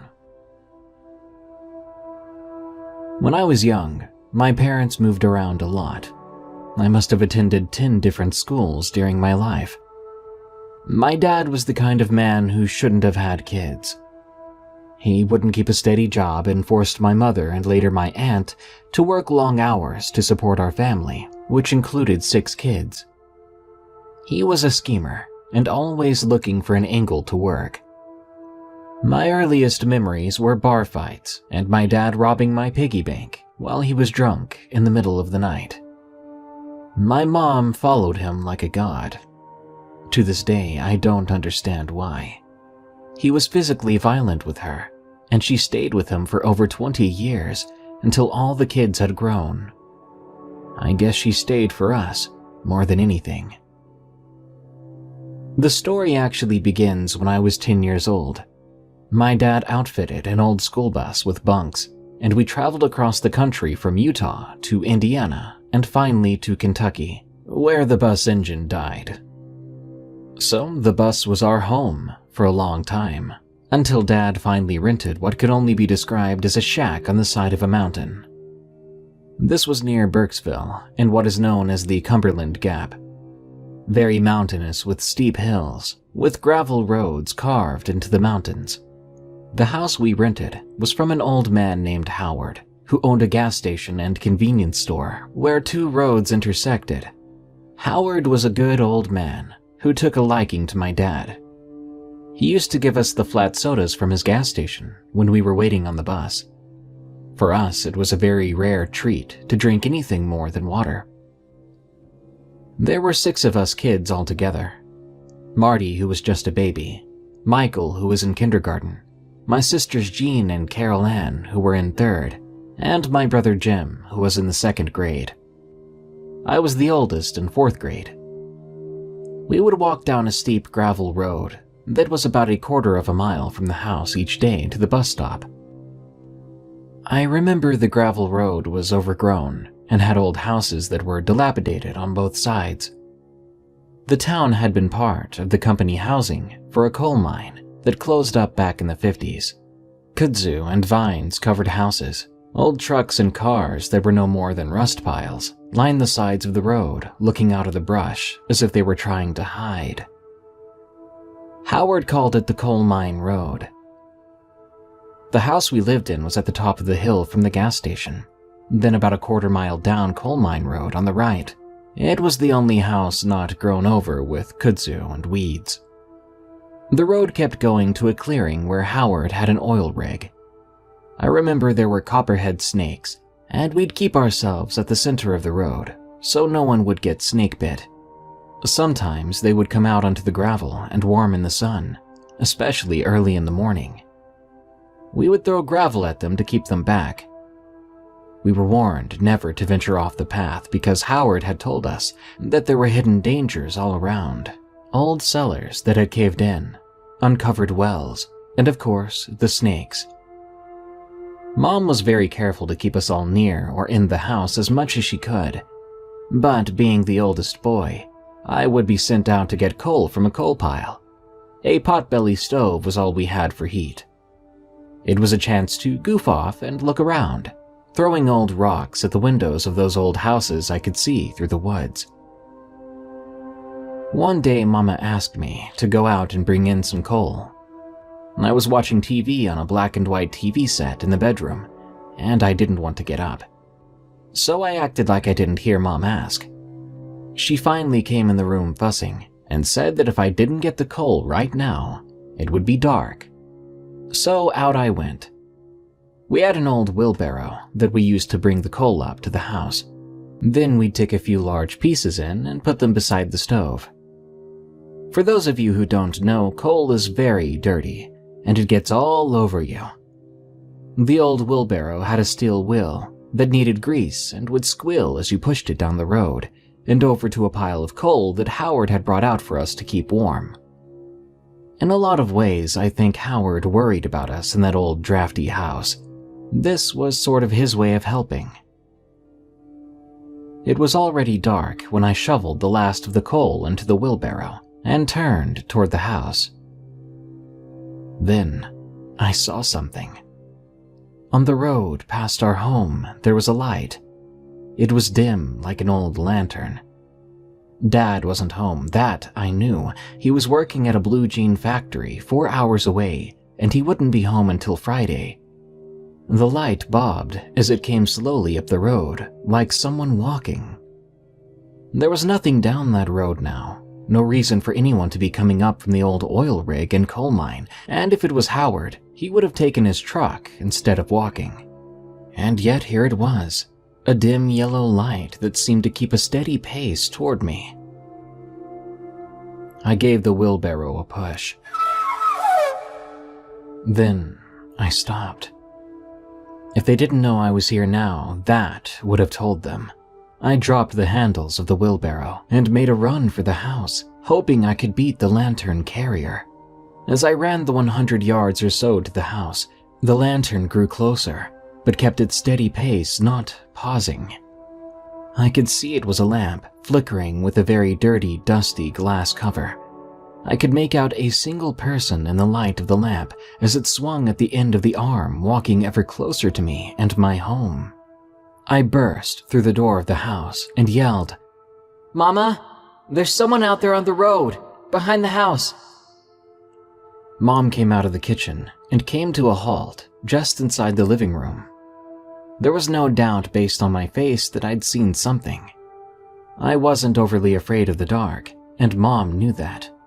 I didn't spook easily, and she knew I was usually the one who got rid of the snakes and defended the younger kids from bullies. She said in a calm voice, "Lock the door."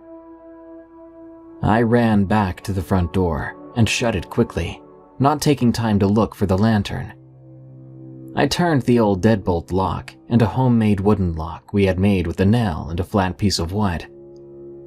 Mom came into the living room with a single 16-gauge shotgun. Her dad gave her that gun, and that may be the only reason we still had it, because she refused to let Dad sell it. By this time, the other kids were coming into the room. She told them in a hushed voice to go to the bedroom and lock the door. It must have been the tone of her voice, because they did exactly that.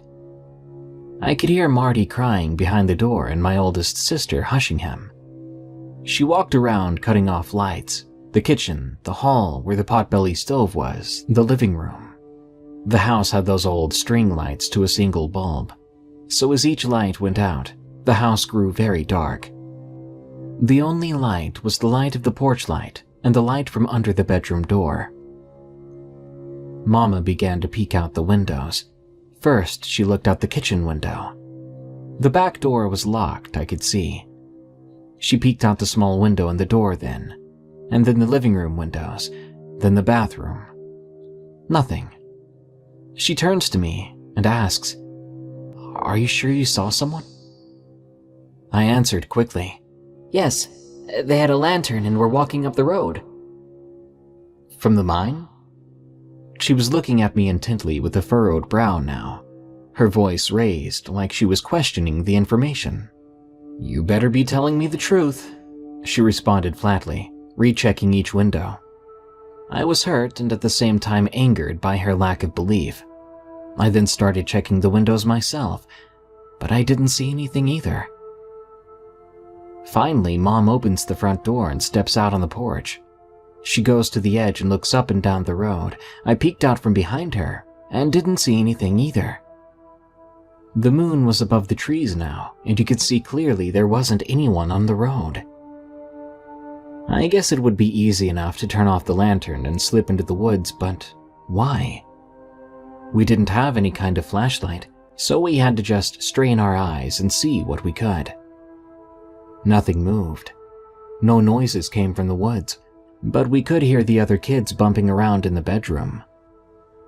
We went back inside and shut the door. She put the shotgun in the corner by the door and looked at me with surprising compassion after such a scare. "Maybe we have enough coal for the night." She smiled at me. "I really saw something, Mama." I once again insisted. "Maybe it was Howard. We'll ask him in the morning." She walked back to the kitchen, leaving me standing by the door. The next morning, I woke to a very cold house. No one else was up, but the fire had burned down to cinders, and there wasn't any more coal in the house. I got up, slid on my pants and shoes. I went to the front door and saw the shotgun was still in the corner by the door, where Mama had left it the night before. I peeked out the living room window. Everything that had happened the night before returning fresh to my memory. Unlocking the front door, I opened it and I looked outside. My mouth dropped open. The wheelbarrow filled with the coal I'd loaded the night before was now just sitting on the porch. Someone had taken the wheelbarrow to the house and up the 5 steps to the porch without anyone hearing it. One more thing. Sitting on top of the coal was an old kerosene lantern. I poked my head out into the brisk air. I thought it was cold in the house until that frosty October morning met my bare arms and face. I looked up and down the old road and around the house, no sign of anyone. I brought in a couple of pieces of coal and started up the fire. We never did find out who my mystery helper was. We found out later that day that Howard had been out of town at a doctor's office in Versailles, and Dad didn't come home until later that Saturday afternoon. Howard said it looked like one of the old lanterns in an old storage shed near the entrance of the mine. Dad, Howard, and I walked out the road the next day. I remember I had a hard time keeping up, it was so grown over. Howard toted an old black revolver, and Dad had Mom's shotgun. First, we went to the old shed. The door was bolted, and the padlock was rusted beyond opening. We then traipsed through the tall weeds and kudzu until dark, checking each of the old houses. But they were all still boarded up. There were no signs of entry, except for some broken-out windows that were probably from my rocks. From that day forward, I went out early to get the coal, with the exception of a few really cold nights. Those nights I did venture out after dark, I took my lantern.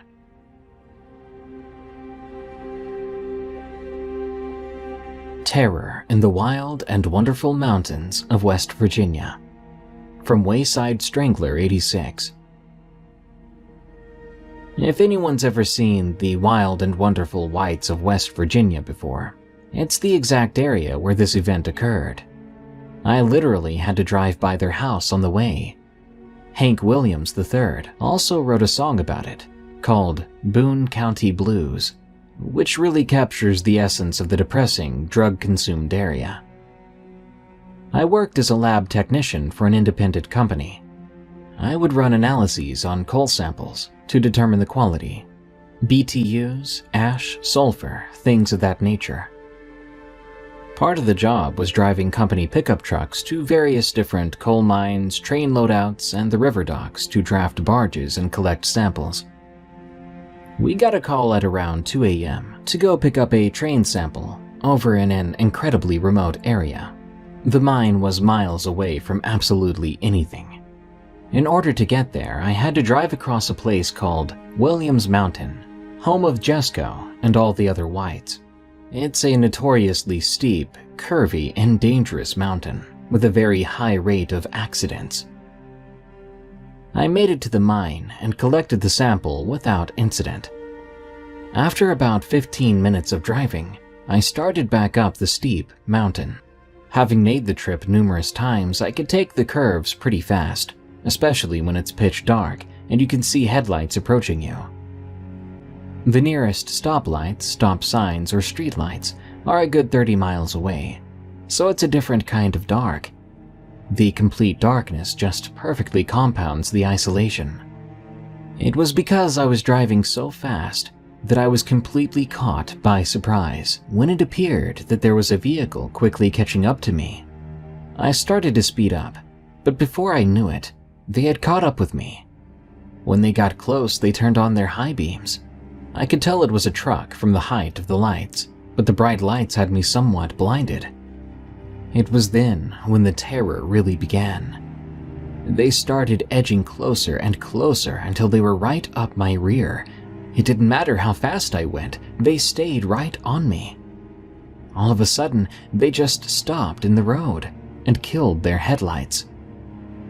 Completely weirded out and rattled, I took a huge sigh of relief and began laughing nervously as they dropped from sight, thinking it was just someone's idea of a cruel joke. Never had I been so ready to see that city skyline. Not too long after, and to my complete and utter horror, the lights began quickly climbing the mountain once again. Frantic, I punched the gas, almost wrecking twice trying to flee, but it was no use. Again, the bright lights filled up my mirrors and simultaneously filled my heart with fear and absolute dread. They would back off some, then get extremely close, repeating this over and over and over until they finally rammed me twice. The second time was hard enough to make me swerve, though thankfully I was able to ride it out. I should note, there is absolutely nowhere to pull off while traversing the mountain. Just guardrails on either side, and drop-offs wherever the rails are missing. There's only one little church on a wide spot on the side of the road, so I tried to pull over and let them pass. I put on my signal and turned off, but my pursuers turned off as well and killed their lights. I hid my vehicle and ducked down, trying to watch out for any movement. Nothing. 2 or 3 minutes probably goes by and I made my move, frantically peeling out. To my unimaginable relief, they did not pull out too, but I wasn't convinced it was over. Sure enough, The lights approached once more, though this time it was accompanied by a sound. An unmistakable, gut-wrenching sound of gunshots. I'd heard the term hyperventilate, but at that moment I discovered the full force of its meaning. Barely able to breathe, I ducked down as low as I could and began reciting a nonsensical plea for help. This was before cell phones were popular, but to this day, service there is non-existent. The bullets rang out like a soundtrack for my misery, and all I could think at that moment was that I never would see my loved ones again. Time is truly subjective.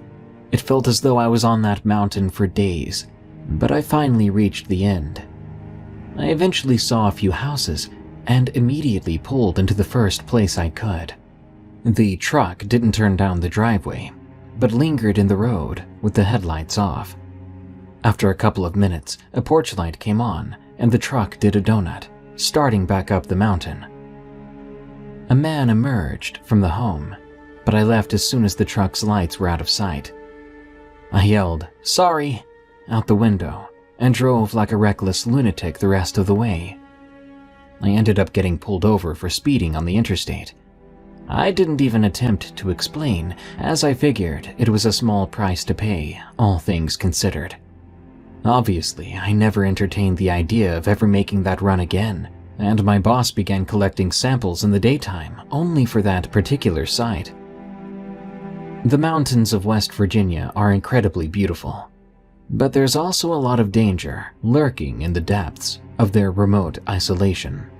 Places that inspire movies like Wrong Turn.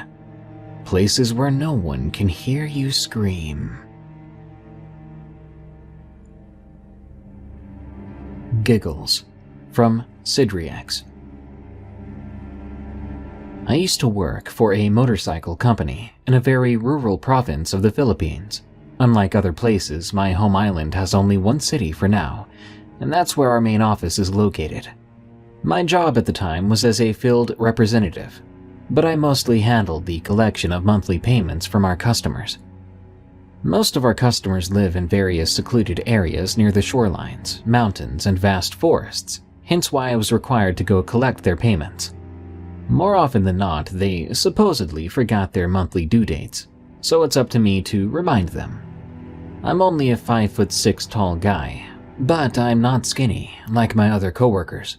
And before joining the company, I was an avid mountain biker and hiker because I was raised in a very far-off farm with no electricity or motorized transportation. Anyway, because of my nature, the office always puts me in charge of going to the most mountainous areas covered by woods. I didn't really complain at first. All these places that I had to go to were very secluded to the point that even electricity is non-existent, and people there live as if it's the Middle Ages. One of these days, I started off early since I had to ride a motorcycle provided by the office as a means of transport. This motorcycle was clunky, old, and had had more repairs than a World War II war machine. But I trusted it enough that I called it Ox, because no matter how hard or impassable the terrain was, it had never let me down before. But I do have to repair Ox while on the way every now and then, but nothing major. As I reached the foot of the mountain, I prepared a bit by checking my gas, inspecting Ox, and waterproofing my everyday carry stuffs. I never leave home without a knife, and on cases like these I always brought one of my large blades. I revved up Ox and we started to tackle this steep dirt road used by large trucks heading up the mountain. My client for the day was a tribesman who worked in a mine, and it always takes me 2 hours to get to the top of the mountain where his village is situated. The path there was very hard, and I was the only one who was able to get to the area. There were no houses along the way, just vast, deep woods all around.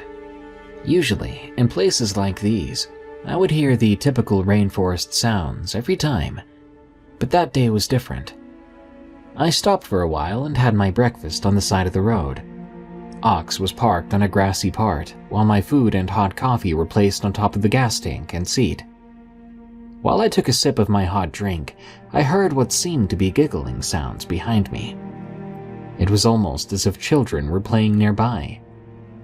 I looked around but saw nothing, so I ignored it, thinking it was a bird. When I bit into my food, I heard it again. Something felt off because the surroundings fell silent, and all I heard was the giggling getting closer from behind. I packed my stuff and unlocked the pin holding my knife. I know I sound like a coward, but I'd experienced the paranormal since childhood, and sometimes it can get physically dangerous. I relaxed a bit, trying to focus to where the sound was coming from. I thought about this giggling sound and figured it could be two things. One, just a playful spirit teasing me. Two, it could be a bad one that follows you home so it can torment you for life. My grandparents told me that I needed to be respectful towards such beings, but I should never show weakness nor fear. I pulled out my 14-inch blade and took a stance as if I was ready to strike whatever would jump out of the woods. The ordeal lasted for about 5 minutes. It was quiet. I could hear my heartbeat and breathing. Then I spoke in a very serious tone, stating, "Sorry if I disturbed you. I'm just resting, and I'll be on my way now." It was still silent, and after a few seconds, the normal forest sounds returned. The area felt somewhat the same again. I said thank you, and I went on my way. I made it to the small village, consisting of no more than 25 houses. I made it to my client, and he offered me coffee. I got his payment, which was 3 months due. While resting a bit, I recalled what happened. My client suddenly asked me if I encountered any other problems along the way. I said there was nothing else, but I asked why. He told me that one of the villagers died not too long ago. It was very sudden. One day that villager changed and acted odd, becoming paranoid for seemingly no reason, shouting in the middle of the night and running away to God knows where.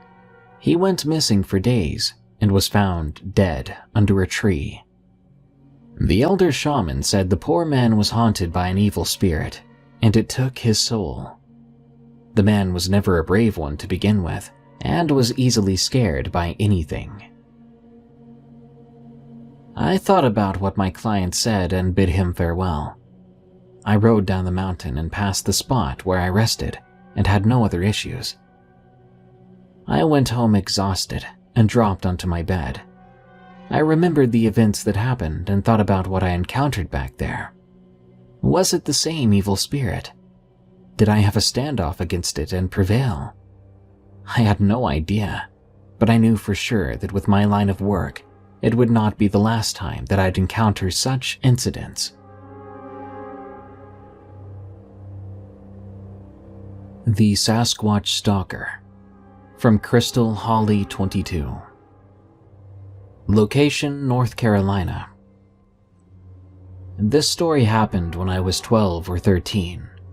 I was getting off at my usual bus stop at about 4:30 p.m. in the evening.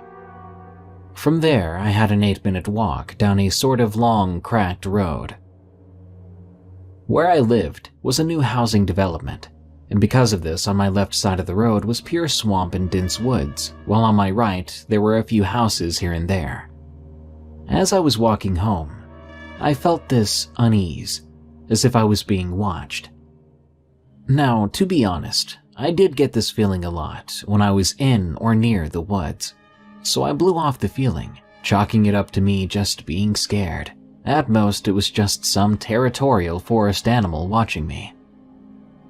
As I continued, the feeling of being watched never left. I was about 70 yards from my home when I heard it. The sound of something walking in the woods. Leaves and branches breaking underneath heavy feet. It sounded as if the creature was following me while using the forest as cover to not be seen. So I stopped in my tracks to see if I could see anything in the forest, to see what or who was walking around. But I saw nothing. Nothing at all. I thought maybe it was all in my head, but as soon as I began walking again, that thing in the woods started to walk as well. So I stopped walking once more, and it stopped. Then I started walking again, and it started. This creature was following me and walking the same pace as me, stopping when I stopped and walking when I walked. I found this quite odd, but this seemed to be as if the creature was stalking me. It was watching me, but why? Was it making sure I didn't approach it or come anywhere close to it? Suddenly, I saw a small rock flying at me. Not sure what to do, I picked a small rock up and threw it back into the woods. I wanted to see how the creature would react. Would it run away or would it follow me still? But nothing happened. No sounds of running or walking occurred. Assuming the creature was still there, I hurried the rest of my way home into the backyard where my father was to tell him about my experience. After telling him and my younger brother about the experience, I also went to tell my younger neighbor about it. Together, we decided we'd go into the woods to see if we could find what we all now thought was a Bigfoot. My dad and I loved watching mountain monsters, so we decided we'd do what they did when hunting for a supposed Bigfoot. We grabbed a big stick and hit a tree with 3 large hits. Nothing at first, so my dad hit the tree 3 more times. That's when he yelled at us that he saw something behind a big fallen tree trunk.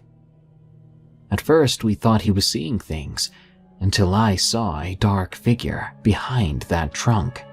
It had thick, dark brownish fur. The creature was huge, very huge, even though it was crouched. Wanting to catch its attention, I picked a thicker branch and slammed it into a tree 3 times. For a minute, it was quiet. Then my dad yelled to run. We listened and came bustling out of the forest to the neighbor's house. Safe and out of the woods, I asked my dad, "Why'd you tell us to run?" He calmly tells me that when I wasn't paying attention, the creature behind the fallen trunk began to rise and stand up. My dad, not wanting to be there any longer, had us run. I don't know what would have happened if we stayed there longer. I love going in the woods, and I still do. But this encounter is one of the many encounters from the woods that is still burned into my memory. A reminder that the forest hides more than just coyotes and bears. It can hide much bigger and scarier creatures that you really don't want to ever encounter.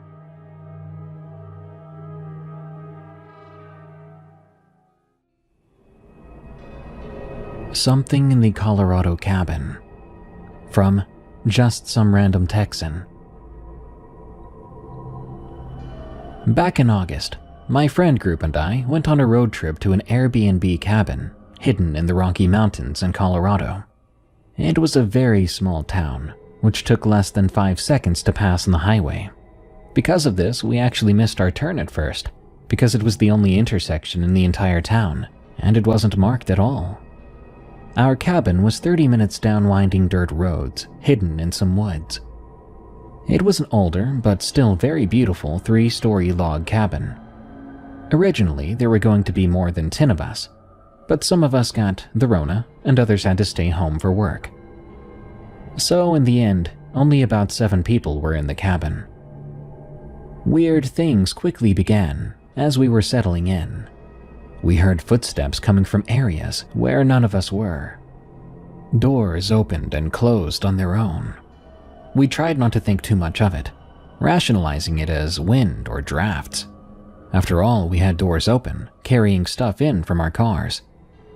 If it wasn't that, then maybe it was some animals on the roof or something. Later that night, we were all smoking and drinking, just like a bunch of 19 to 22-year-olds would on an unsupervised trip to Colorado. That's when things got even more interesting. Doors slamming, what sounded like whispers coming from empty rooms, and even more footsteps. By then, we were starting to get freaked out a little bit, but again, we tried to explain it away. Maybe we were hearing other people at cabins down the road. We knew they were there because we'd seen them walking out earlier, and we'd passed by their cabins on the way to ours. The second day, we'd gone exploring. I brought a camera with me and caught a couple of odd shadows, but those may have been just tricks of the light filtering down through the trees. But the woods itself gave off a very strange and unsettling vibe. Like something was off. A few spots in the cabin had the same energy. That night was about the same. Smoking and drinking, footsteps, voices, and doors. The third day is when things started getting a little more strange. A few incidents happened. One of us, Ricky, went out exploring again with Ethan, another one of our group. We'd made a very strict rule that no one was to venture out alone, not even by car. They ended up getting separated, and Ethan came back first, saying he didn't know where Ricky was. Then Ricky showed up, saying he had fought a snake and almost lost. We got on them about getting separated, but we ended up joking with Ricky, saying that he almost lost to a tiny snake. He did admit it was only a small garter snake. Later on, a more serious incident happened. Sarah, one of the girls in our group, was slicing limes for drink mixers and cut a slice off the tip of her thumb. But from the way everyone screamed, you'd think she had cut off her whole thumb. That's what I actually thought, so I kept suggesting we call an ambulance, until I learned how small it was. She got over it quick. Later on, she ended up chasing Brooke, the other girl who's very squeamish about injuries, trying to shove her cut thumb in her face. What happened a couple of hours later, though, was really what made the night scary. Ricky was on the ground floor by himself, picking up a few things after we'd had a big game of pool in the game room. Suddenly, we heard him scream. "What the heck was that?" We all ran downstairs to see what had scared him. We found Ricky staring at the door to the laundry room, which was one of those rooms that had a strange vibe, and we'd heard other sounds coming from it. He explained that he'd heard a girl's voice coming from inside that room. Then we all heard another sound, like a voice. We all went quiet, listening closely. I got out my phone and I began to record. A few seconds later, we clearly heard a girl's voice say, "Hello." Although it came out rather quiet in the video. The video will be linked in the description if you want to hear it. Now, of course, we all go absolutely nuts because we know for a fact that no one was in that room. We were just in there not 15 minutes earlier. We all began to storm up the stairs, and Jack, Sarah's boyfriend, actually pushes Sarah and Matthew, another guy in the trip, behind him so he can get up the stairs faster. Now we're all understandably terrified at this point. Matthew just kinda sits down on the floor in shock. Brooke tries to rationalize it, saying if it's another one of Sarah's tricks, she's walking right out the door. Sarah's known for pulling pranks on us. Harmless ones, though. We then hear Ricky in the background saying, "I'm about to throw some hands," although I'm not sure who he thinks he's going to fight. A ghost? Good luck with that.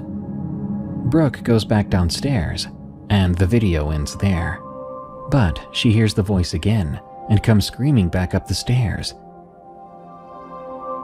We pour some drinks and smoke some, trying to forget what happened by talking to some coyotes we hear out in the woods while sitting on the balcony. The following day, another incident happens. Ricky makes the dumb decision to leave and explore the woods by himself, while the rest of us are still sleeping. My room was on the ground floor, by the way, less than 20 feet from the laundry room. The rest of us wake up and understandably get very worried. Before long, we get ready to go search for him, but then he walks back in the cabin. His jacket is torn, and he's got some small cuts and bruises. We absolutely go off on him for breaking our golden rule.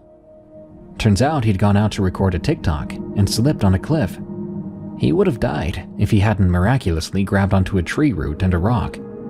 The drop would have been about 150 feet onto solid rocks. We were sitting there thinking our trip had been cursed because weird stuff keeps happening. The rest of the day goes by pretty smoothly. Normal footstep sounds and doors doing their thing.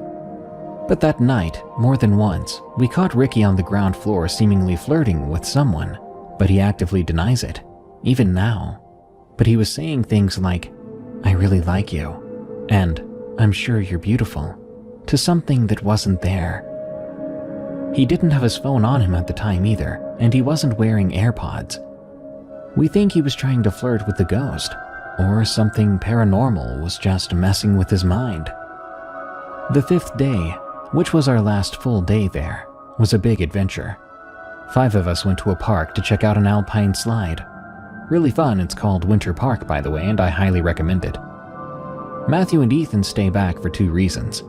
1, they couldn't afford admission. And 2, they were starting to get the cabin ready for us to leave. The 5 of us that were going piled into my little coupe. The only other car was Ethan's, and we set off through the mountains. This time we paid attention to the amount of sheer drops out there, always on one side of the road. At one point, we were at a spot with a particularly long drop off our left side, when suddenly around a near blind corner, there are a few mountain goats standing in the road. I slammed on my brakes and began to lose control of the car. My car was older and didn't have anti-lock brakes. We were sliding right towards that huge drop, but thankfully, I got the vehicle to stop. Our discussion then went back to how the trip felt. Cursed, because none of the cars we passed that were driving the opposite direction had tried to warn us about the goats. Anyway, we finally got to the place and had some fun.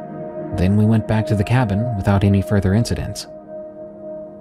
That night, our last night, we had a big smoke session and some jello shots, and I was outside with my camera on a tripod, taking some night sky shots, which turned out pretty well in my opinion.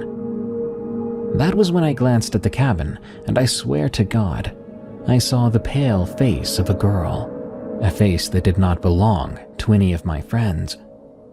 It was looking at me from my bedroom window. I rubbed my eyes, and when I looked back, she was gone. I went inside to investigate, completely forgetting my camera. I didn't see anything, so I then went back to the group to finish our little party. Other than seeing the girl, no more major paranormal things happened that night.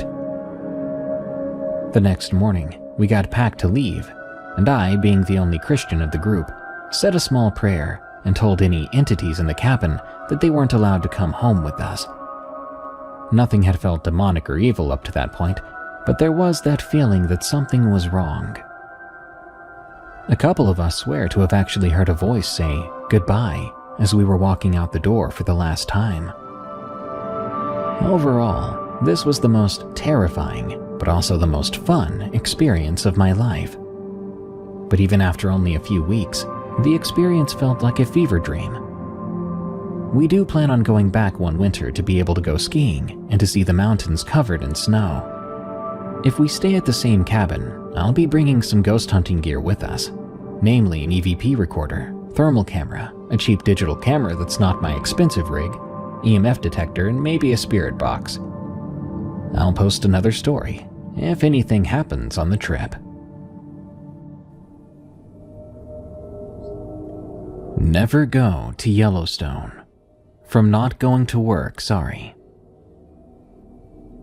I'm a 22-year-old guy, and I don't really know where to post this, but I thought it would be as good a place as any.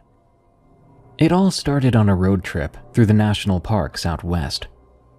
My friends, some guys the same age, and I wanted a fun way to celebrate graduating from college, especially after such a crazy year, getting sent home during our final semester due to the Rona, and graduating online. We hoped that some fresh air would rejuvenate us before we started real adult life in our jobs. We'd all decided to meet at our favorite bar near our college for one final drink to reminisce about the great times we had. We drove around the eerily empty campus. There wasn't a soul in sight. This probably should have just been a sign for us to cancel, as the Rona certainly wasn't showing any signs of stopping. But we ignored it. We were simply too excited. About 160 miles into our trip, we ran into our first of many problems. The car began to overheat. Don't get me wrong, it was a newer BMW, so we didn't think that anything like this was going to happen. But German cars will be German cars. We took it to an auto shop and got it fixed in a couple of hours, as it was an easy coolant leak, and it just needed a new hose. This was another sign that we all just chose to overlook. Oh, how I wish we would have just cut our losses and gone home at this point. Nevertheless, we trekked on, driving another few hundred miles without any issues. We were all so excited, singing our favorite songs, playing random apps to pass the time, and judging random girls on Tinder that we matched with along the way. However, it was around St. Louis that we would run into our second problem: a flat tire. Once again, we ignored this sign and pulled into a random tire shop, got it fixed, and we were on our way once again. After 2 days of driving, we finally reached Denver. We saw this as a great point to stop for a day and enjoy the city. While it was still pretty much shut down, we still made the most of our time there. The next day, we continued on, hoping to reach Yellowstone by night, but we would run into another big issue. We popped yet another tire. Again, we were near a city, Casper, Wyoming, so we were able to get it fixed quickly and continue our trip the next day. This should have been the final straw. We should have turned back. We'd already blown through most of our budget just from fixing the car. However, we thought, we've already made it this far, what else can go wrong? Oh, how wrong we were. When we pulled into the campsite the next day, we eagerly set up our tents and went on a quick hike. Somehow, we were the only ones at our campsite, as it seemed people were still staying home from the Rona. At the time, we saw this as a massive plus, because to us it meant we could get as drunk and rowdy as we wanted to that night. And as the sun set, that's just what we did. However, something felt off the whole time. You know that feeling you get when you walk in the woods late at night, and you just feel like you aren't alone? Like someone or something is watching you. Like you don't belong there, and you're intruding on something else's territory. That's exactly how I felt the entire time.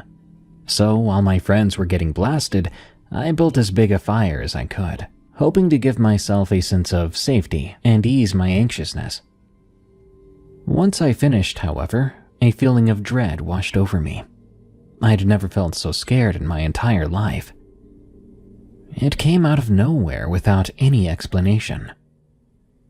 I decided to call it a night after this, hoping that I could just sleep it off while my friends carelessly drank and played loud music that echoed throughout the valley. I was able to sleep until around 3:40, when I was awakened by something scratching the ground outside our tent. I quickly woke my friend up, asking, "What the heck was that?" He groggily told me that it was probably a bear, because they had left some garbage on the ground. I went back to sleep, foolishly trusting my friend's explanation. I would wake up a couple more times before the sun rose, hearing more noises throughout the early morning. When we all woke up, we got out of the tent to find enormous scratch marks all over the ground surrounding our tent. It almost looked like it formed a big circle around our tent. And these were no ordinary marks. They were made up of 3 distinct lines going nearly 2 inches into the dry dirt. My friends decided to once again blame a bear, despite the trash being left alone and no visible bear tracks. While this spooked me, I knew that we were all larger guys, and we were armed with large knives. We had bought them as a joke for the trip, in case we ran into Bigfoot, but that's another story. We continued our day like the one before, going on long hikes throughout the park, enjoying our last full day there before moving on to the next park. I don't know why we did this. I wish we hadn't done this. But before going to bed that night, we jokingly made Bigfoot calls to lure back whatever creature had bothered us the night before.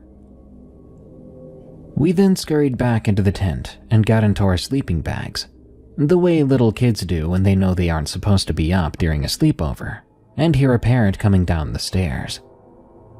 Anyway, the forest seemed particularly loud as we were trying to fall asleep. So many different bugs, so many little animals rustling through the brush nearby. It all seemed normal at the moment. However, I woke up around 1:45 to something very different. The entire forest had gone silent. Now, I'd heard when the woods go silent, a predator is nearby. I chalked this up to being the bear from the night before paying us yet another visit. Hoping to catch a glimpse of this bear, I slowly unzipped the door with my flashlight aimed out towards the woods. That's when I saw it. This image still haunts me to this day. Standing only 10 feet away from our tent was a massive, pale creature. On all fours, it had to have been around 4.5 to 5 feet tall. It had grossly long arms with 3 sharp claws. To put it into perspective, one of its hands was next to a Bud Light bottle, and the claw was the same size. Thankfully, it was facing away at the time, so I quickly turned off my flashlight and re-zipped the tent. Silently, I awoke my friends, whispering to them what was going on as they slowly woke up. Obviously, none of them believed me, so they reached for their lights and reopened the door to the tent. Standing there, only 5 feet from the tent now, was that creature. This is when we saw its eyes. Huge, black eyes that felt as if they were looking through me, right into my soul. It stood there quietly, almost as if it was sizing us up, determining if we were worth the effort. Horrified, one of my friends made a quick movement to grab his knife. In response, the creature made a blood-curdling cry, revealing razor-sharp teeth. It leapt at the tent, landing on top, almost crushing us below. It began to wildly scratch at the tent, tearing it apart with mad fury. We scrambled to get out any way we could, hoping to escape our near-certain deaths. One of my friends and I were able to squeeze out through cuts in the tent, while the other 2 were still stuck inside, under the crushing weight of that thing. Now free, my friend and I knew that we'd have to get the creature away from the tent if we wanted our friends to survive. I quickly ran to the nearly dead fire, grabbing one of the few sticks still lit, in the hope of scaring it off. I sprinted at the creature with it, looking like a wild man with a torch. However, this only seemed to startle the creature. It took a few steps off of the tent, then stopped, as if first gathering itself before attacking again. My other 2 friends, still stuck in the tent, took this as an opportunity to get out, as there likely wouldn't be another. We all ran for the car as fast as we could, not looking back, slamming the door shut behind us. Right as the last car door shut, we felt the creature slam into the trunk of the SUV, shaking the entire car. It rammed the car a few more times before beginning to circle it, staring us down. Luckily, my friend had left his keys in the car. After all, we had been the only ones at the campsite. We were able to get it started. This also gave us a better view of the creature. Its off-white skin reflected the LED lights back at us. It was then that the scariest part of the whole experience happened. The creature slowly approached my door, taking cautious step after cautious step. I quickly locked my door and cowered in fear with my other friend in the back seat. As it got closer, it began to look directly at the handle. Then, steadily, it reached out its arm and stuck its claw in between the handle and the door, almost as if it had opened a car door before. It tried to pull the handle multiple times, getting angrier with each failed attempt. Luckily, at that moment, my friend who had been paralyzed with fear had snapped out of it and put the car in drive, flooring it. I've never seen anyone drive that fast in my life. We zipped through the roads as fast as we could, not even checking the rearview mirror to see if it was chasing us. We only stopped once we made it to Cody, Wyoming, needing to fill up our tank as we were running very low after such intense driving.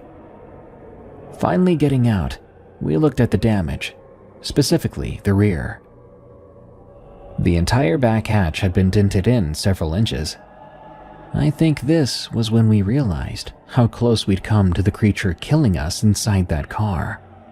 One more good hit, and the trunk door would have fallen off, giving easy access to 4 tasty humans trapped in an aluminum can. We eventually made it back to our campus, where we split up, and we went our separate ways. I think the friend whose family owned that vehicle told his parents that a truck had pulled a hit and run or something along those lines to explain all the damage, but we all knew we couldn't tell anyone about the experience, or we'd be called liars or crazy. This was something that continues to haunt me to this day, and it's why I will never visit a national park again as long as I live. Take this story as a warning to avoid them unless you want to come face to face with a monster. October and December happenings. From Jade. October is said to be the month where the veil is the thinnest between us and the other side.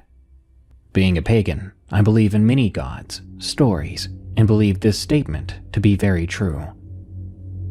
I live in Virginia near the mountains, and the property I live on is small but nice. There are plenty of strange stories I could tell you, but I'll settle for a few that happened in October of 2021 and October and December of 2020. The first story was told to me by one of my friends. For context, we've always felt like there was something around my house and the farmlands around it. Between my sister having been outside and hearing knocking sounds that grew near her, and my brother hearing things outside at night, we think it's something not friendly. They say calling it by its name brings it closer. Maybe this is payback for the time I said it so freely as an atheist. Too many strange things happen for me to stay one, though. For now, though, I call them not deer and tailless things. On Halloween night of 2020, I was having fun, working at a local haunt that has since been closed down. The place was easy to keep going, because we required no contact with people, as they would be pretend zombies that were shot at by Nerf bullets and all that. My friends and I decided to do the haunt together, though Mal had an asthma attack and we had to leave early. Upon trying to leave, we noticed the full moon in the sky, and around it was a ring, like a snake biting its tail sort of ring. Now, as pagans, we could only think of it as an omen. After all, it was Halloween, with a full moon, with a symbol in the sky. Many theories range from Norse, alchemic, or Native American, but all pointed to one thing: a bad omen. We pushed it to the back of our minds, and they drove me home for the night. I told them to be careful while leaving. It was a foggy night, and around the mountains, deer like to jump out in front of people. With that, we exchanged goodbyes and hugs before I went inside to warm up and clean up. I didn't know it at the time, but our bad omen was true in a way. Mal told me a few weeks later, admitting he didn't want to scare me that night, but on the drive out of my area on the back road, something jumped out in front of my friends. My current friend with them said it was lanky, tall, running on all fours, with pale skin. She didn't see the features in detail, as Mal swerved to miss it, and floored it out of there. Later that night, they all cleansed their rooms before bed. The next story is one my grandmother told me. I call her my mom because she raised me. Now, my grandmother is an evangelical Christian, a strict one at that. She doesn't believe our house is haunted or cursed in any way, and she's a firm believer that this house is blessed, despite all the things that have happened to her in it. This might have changed that. It was late, nearing November of 2021, just at the tail end of October. Important to note, my sleep schedule is not the best. Needless to say, and I quote from one of my favorite streamers, "Usually my sleep schedule gets destroyed and it alternates every week." So this was why I didn't see this, but she did. One morning, my grandmother, aka Mom, asked me if anything strange happened the night before. I was only up to about 11 p.m., but I do remember something happening. Knocking sounds at the door 3 times. My brother heard it too and looked at me wide-eyed in terror. There shouldn't have been anyone at the door at that time. My sister was already home and it was late. Then there were 3 more knocks after that, and we just stared at the door. I am superstitious as it is, and according to stories, 3 knocks means something wants to be let inside. I steeled myself and said firmly, "You're not welcome inside." And after that, no more knocking. I shrugged it off but told Mom we heard knocking last night while she slept. She stared at me, saying, "Something strange happened to me early in the morning. The sun near our house doesn't fully illuminate things until after 7, but just before 5:30 you can see shapes and outlines well enough." She told me she was sitting near the living room window, looking outside like she always does, across the field, when something bright began to fall from the sky. She said it was like an orb of fire, and fell into the field, hovering, before darting to her. It took my mom a moment to react, and in the time she thought to react, it just vanished into thin air. No trace of it at all. It spooked her. She wasn't sure what it was, but I told her strange things have always happened around here. She just stared at me, and I left as my stepdad talked with her about some things he knew.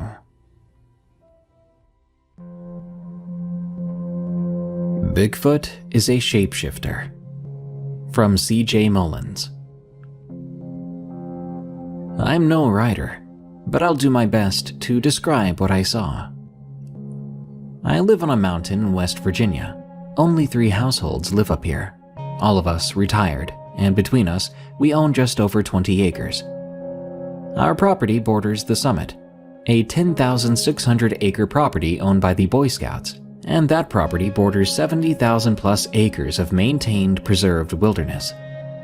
Naturally, there's a lot of wildlife in this area. My husband has chickens, and because he likes to keep tabs on what might be messing with them, he keeps a trail cam posted near the coop. We see raccoons, foxes, we've seen a bobcat, a mountain lion too. DNR will tell you West Virginia doesn't have them, but we do. I saw one last summer running across my yard. We've seen a lot of coyotes on it, and every so often a bear. Now, the layout of the property is important. The 3 households own a lot of land, but our homes are situated in sort of an upside-down triangle from my point of view. The neighbor at the top left of the triangle has his home situated far back from the entrance of his gate, and I've never seen any source of light coming from there at night. The neighbor at the top right and up a slight hill has a dusk to dawn light, and we at the bottom point of the triangle have motion lights. When we built our house, we had an attached garage, but later my husband decided we needed a 3-car garage behind the house. He's a retired carpenter and gets bored, so he invents things to build. I took full advantage of this and turned the attached garage into my craft room. Last Friday night, I was sitting in my craft room doing my thing. I like to listen to YouTube videos while I work, so I was picking out a playlist on my iPad. It was about 10:30 at night, very dark out, and I had the garage door up because it was warm. The only light was the light spilling out of my garage, and a bit of my neighbor's dusk to dawn light, which from my viewpoint only lightly illuminated part of the drive leading up the hill. My 9-year-old beagle was sleeping on the floor next to me when he began to growl. We've had him since he was 6 weeks old, so I've heard him growl before, but never like this. I looked down at him, and then in the direction he was looking. It was standing in the middle of my neighbor's driveway, about halfway up the hill. I instantly knew that it wasn't a man. It was, I would guess, about 7.5 feet tall. I'm bad at that, but that's my best guess. The thing was standing on 2 legs, and due to the dim light, I couldn't tell if it was facing me or facing the other way. I know bears can stand up. I've never seen one do it in person, but I know they can do that. But this thing didn't look like a bear to me. It wasn't really fat enough, I guess. It was bulky but not fatty like a bear. I then realized I was on full display under the bright lights in that garage, so I took 4 steps to hit the light switch. When I stood up, though, it moved. It didn't run, but walked rapidly. It did look like a man walking, but again, this was not a man. I stood frozen, focusing my eyes on the area it went in. It walked into the wooded area between the 2 points of the triangle between my neighbor's drives. I don't think its fur was black. I got the impression it was a dark brown. Once my eyes adjusted, I could see a shadowy shape in the wooded area. Then I saw it go from a dark color to a lighter one, and for a split second, if I had blinked I would have missed it, I saw the shape of its head and shoulder area change. It wasn't like the American Werewolf in London, slow and painful looking, but it happened extremely fast. It then dropped down, and a few seconds later, the biggest coyote I've ever seen walked out of the area, stopped, looked straight at me, then trotted off into the woods to the left. I know if a coyote had been in the patch of woods, it would have ran out when that thing ran in there. I also know that I saw that thing change. I never believed in shapeshifters. I thought it was just scary stories kids told each other. As far as Bigfoot, I've never had an opinion. I like to believe in him, but didn't ever expect to see one. And I also don't drink or do drugs. I know what I saw that night. I just can't wrap my mind around it. I had my husband check his trail cam, but that thing didn't come near it. I had my cell phone lying next to me on the table at the time, but all of this happened so fast, I didn't have time to try to get a shot of it. Then again, I don't think it would have picked up anything. It was just too dark for a phone camera. If I'd thought to grab it when it was in the middle of the drive with a dim light behind it, I may have gotten a shot of its form, but I just didn't think of that in the moment. Not all legends are fiction. From KK. Let me start by saying most people aren't going to believe this, but this is my memory of it. My husband and I went to visit my mother for Thanksgiving. She lives on top of a mountain on several acres of national forest. Basically, you wind all the way to the top, take a turn on a barely drivable road, punched right through the woods. She spent years building a beautiful cabin where she resides still today. It's like nothing you can describe, really, except one simple thing: isolation. There aren't too many folks up on the mountain, and they like it that way. This is why I'm not throwing out a location. And yes, I know it's convenient, and for some it will be frustrating, but I'd rather keep it private. At any rate, we absolutely loved spending holidays out there, as you can imagine. On this particular occasion, it was November of 2010. We had built a campfire and were sitting around enjoying the sounds of the woods and telling stories. My mother looks up and says, "The craziest thing happened here recently. My neighbor called me and asked me to come over. She had something to show me, so when I went over to my neighbor, she tells me, 'So this morning I went to check on my deer cams. One of my cams was completely destroyed. The cam was in pieces, but I managed to get the SD card. The first picture was of a huge buck. The second picture, well, I got this.' As my mom explained the story, she told us what was in that picture, or at least what she saw. My mom said it was some sort of animal. It was extremely pale with long arms and legs. She said it looked like the flash of the deer cam made its eyes light up too. The creature appeared to not even have a nose." She went on to say, "So after that, the neighbor obviously freaked out, took the photo to the local police. They supposedly laughed in her face and said it was fake. Not long after, the people in town started to talk. They made remarks about her being crazy and a hoaxer. So then she sends it to the state government. I'm not kidding you. And they told her it was a hoax too. By this time, she was getting so much crap about it, she just stopped talking about it altogether." My mom then went on to explain that the last she'd ever heard of it was that the neighbor gave the SD card to her drunk son-in-law. At that point, my husband and I are like, holy crap, no way.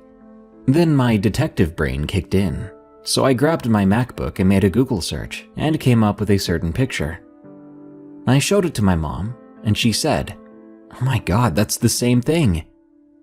I did some more research, and from what I can figure, the SD card was sent to a news station anonymously. I'm thinking that was the son-in-law who did it.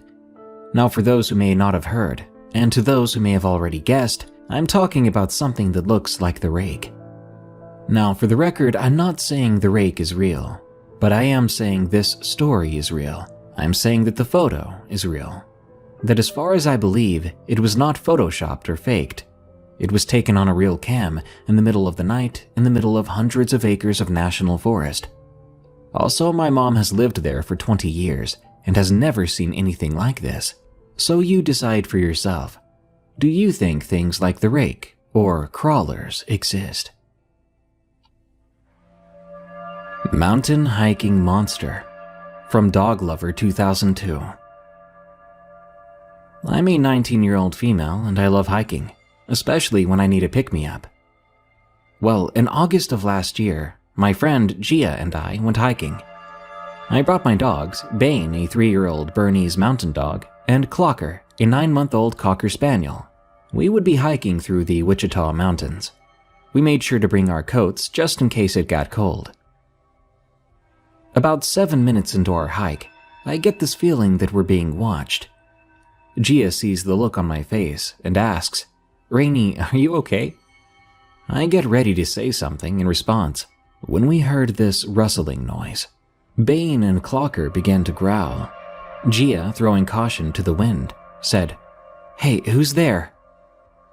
That's when this tall creature walked onto the trail in front of us. The dogs went crazy. The thing looked half man, half goat. We stood there in shock until the creature began running towards us. We turned around and ran down the trail with the dogs. Bane and Clocker beat us to the car. We hopped inside and sped away. I still have no idea what we saw, but we don't go hiking anymore. Gia was too scared to live on her own after that encounter, so she moved in with me. Clocker has gotten more brave, and Bane growls at every single goat or lamb he sees, except for my goat, Lucky, who Bane grew up with. I ended up telling another friend of mine named Andre about the experience, and the first thing he said was, "Probably a goat man."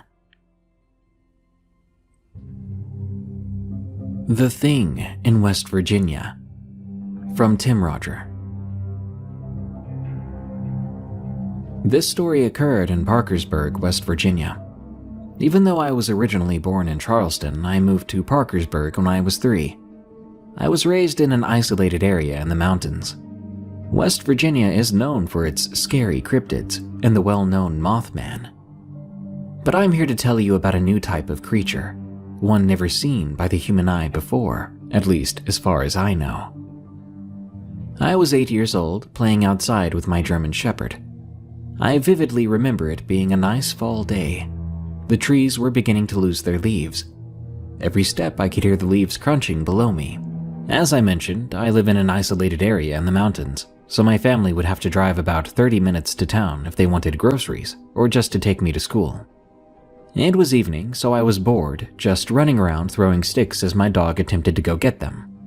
I always loved the outdoors from a young age, but this event almost changed it for me. I soon noticed a stream heading down the mountain. I went over to it and my dog followed. I sat down on a nearby rock and looked up. I could tell it was going to be dark soon. That's when I heard a twig snap on the other side of the stream. I looked over to see a small squirrel just looking at me. My dog barked and foolishly ran across the stream, splashing me in the process. I ran after him but soon lost him. I looked around and soon found that I was indeed lost. I had an uneasy feeling and just wanted to be back home. I tried to retrace my steps, but I couldn't seem to find my way back. Every second that passed, that uneasy feeling would multiply. I scanned my surroundings until I found what was giving me that feeling. To this day, I still regret looking in that direction. What I saw was 8 feet tall. It was skinny and had a weird face like that of a bear. But it definitely wasn't a bear. This creature had patches of brown fur, but it looked like it had gotten in a fight with something. It had long arms, and that stench that came off it was insane. I stumbled backwards, and I was just in shock. It seemed like the thing was just as scared as I was. It went down on 4 legs and scurried off. It sure did remind me of a grizzly bear, but I'm not sure we have grizzly bears in West Virginia. Only black bears, I believe. And if it was a grizzly bear, why would it act like that? The thing I encountered made no noise. It was silent. I just sat there pondering on what I saw. I finally got the nerve to get up. but my legs were so shaky and I was so paranoid. I looked behind me every minute. I tried to run at one point, but I had no sense of direction. Even so, I just wanted to run, and so I did anyway. Eventually, I reached a road. It was the same road that led to my house. I followed it. I made it almost halfway up the road, and my heart sank as I remembered I didn't know where my dog went. I tried to think of an excuse on what to tell my parents, but what would they think? I walked into my house and went directly to my bedroom. I didn't come out that evening at all. Eventually, I fell asleep. I woke up in the middle of the night with that same feeling, and I swear I heard something knocking at my window. I was petrified. I felt cold teardrops falling down my cheeks. I was so scared. The next day, my dog thankfully somehow found his way home. I was so relieved, but I could tell he wasn't the same. After that day, I haven't been in those same woods ever again. I've been too scared to. Even now, as I'm 38, I'm just too paranoid. I don't know what was messing with us. From Angel F. This took place in 2013 in Boulder, Colorado. I always think about this from time to time, and I never will understand what this thing was or why this happened. My boyfriend, now husband, and I wanted to go spend some time in the mountains. He invited another couple and his two brothers, and we left about 1 in the afternoon. We found the most random spot, then stopped to get out and cook some food. We weren't too deep in the woods because the road was literally right next to us. But if you looked around, there was nothing but trees everywhere and not very many cars passed by. My husband and his friend and one of his brothers decided to go exploring deeper in the woods. Me, his friend's girlfriend, and his younger brother stayed and chilled by the little fire we had going. We were enjoying ourselves when all of a sudden all 3 of the guys came running down the hill. They said they'd found a tent, but it was a weird makeshift one. There was garbage all around it and hair everywhere. My first thought was maybe this was someone's home and they have nowhere else to go, so they took refuge out here in the woods. The hair part was a little confusing though. They also said it was weird because when they were there, they felt as if they were being watched, and the woods were unusually quiet. That's why they'd come back so fast. Mind you, they were only gone for about 10 minutes. I told him not to be messing around, and if this was a prank, it wasn't funny. He said they were serious and thought maybe it was time to go. We'd already been there a few hours by then. All of a sudden, we heard what sounded like a rock being thrown. It definitely wasn't close, as if someone was trying to hit us or the car, because it was still at a good distance. By then, it was already getting dark. I'm not too sure if my eyes were playing tricks on me, but I swore I saw some sort of shadow or something moving so fast between the trees. I yelled at my boyfriend to look, and every time he did, that thing seemed to move away. We started for the car, which was only a few steps away. We rushed in the car, looking around to see if we could see this thing again, but it never showed itself. I felt like the moment we all got in the car, this thing was going to come and attack us. I felt so scared, especially because I was the one who was driving, so I had to compose myself and hope for the best. We never saw what it was for sure, but my husband said he thinks it was a Bigfoot. Honestly, I don't know, but it was definitely a moment I'll never forget. We never did go back there. White River Wendigo, from Sea Philly 100. There have been quite a few Wendigo encounters being reported out of the Roosevelt National Forest here in Colorado as of late, so I thought I'd share my encounter as well. It was back in July of 2021. I was trying to get 50 or 55 days in before the 2020-2021 ski season ended. We can ski pretty much year-round here, save for a few late summer months, and looking back, I can't seem to recall whether it was 50 or 55. Anyway, I typically like to backcountry ski out on Loveland Pass, but seeing as how it was the middle of summer, mostly all the snow up there had already melted. I could see from the top of the pass, however, that there was still a solid strip of summer snow over on the west side of the pass, southeast of Arapahoe Basin ski area, a couple of peaks down from Arapahoe Basin's infamous East Wall, an area featuring such ominous route names as Crap for Brains, Idiots, and The Widowmaker, just to name a few. Inspirational, right? Well, I was the wise guy who was going to hike up a nearly vertical granite wall because I just had to hit that number. Funny how I can't even remember that number. Anyhow, I drove down to the pullout down below the ascent, put the car in park, and got out to relieve myself. Now, this particular area used to be part of the Arapahoe National Forest, but it was transferred over to White River back in 1998. It's a wild area that provides significant habitat for deer, elk, mountain sheep, mountain goat, bear, and various other wildlife. It was already afternoon, which, generally speaking, is a no-no in the high mountains of Colorado in the summertime, or any time really, but especially in the summer, when lightning storms are an almost daily occurrence in the afternoons up there, and it was already clouding over by that time. But this was my final chance to get in before a big trip I had scheduled, so I strapped up my boots, threw my skis over my shoulder, and got to stepping. The first part of the hike was difficult. I had to make my way through some pretty thick brush just to get up into the woods, and once I got into the woods, I realized it would be easier to follow what's known as an AV track, which is basically what's left over after an avalanche slides down a natural gravitational fall line. Avalanche paths are subdivided into 3 sections: the start zone, the track, and the run-out zone. So I was hiking up the talus path, stepping from stone to stone almost like a natural staircase. I was stopping every couple of yards to transfer my skis from one shoulder to the other. At some point, the avalanche path turned into a high mountain stream. Mind you, this is right around 12,000 plus feet above sea level at this point in the ascent. Right around the trigger zone of the AV path, I was able to exit the talus path and start making my way up the high alpine section of the ascent. This was just a bit above tree line, where the mountain breaks up into big gullies and steep cliffed-out ravines. There are some high mountain caves up there, some natural and some old gold and silver mines, the latter of which the nearby town of Silverthorne was named after.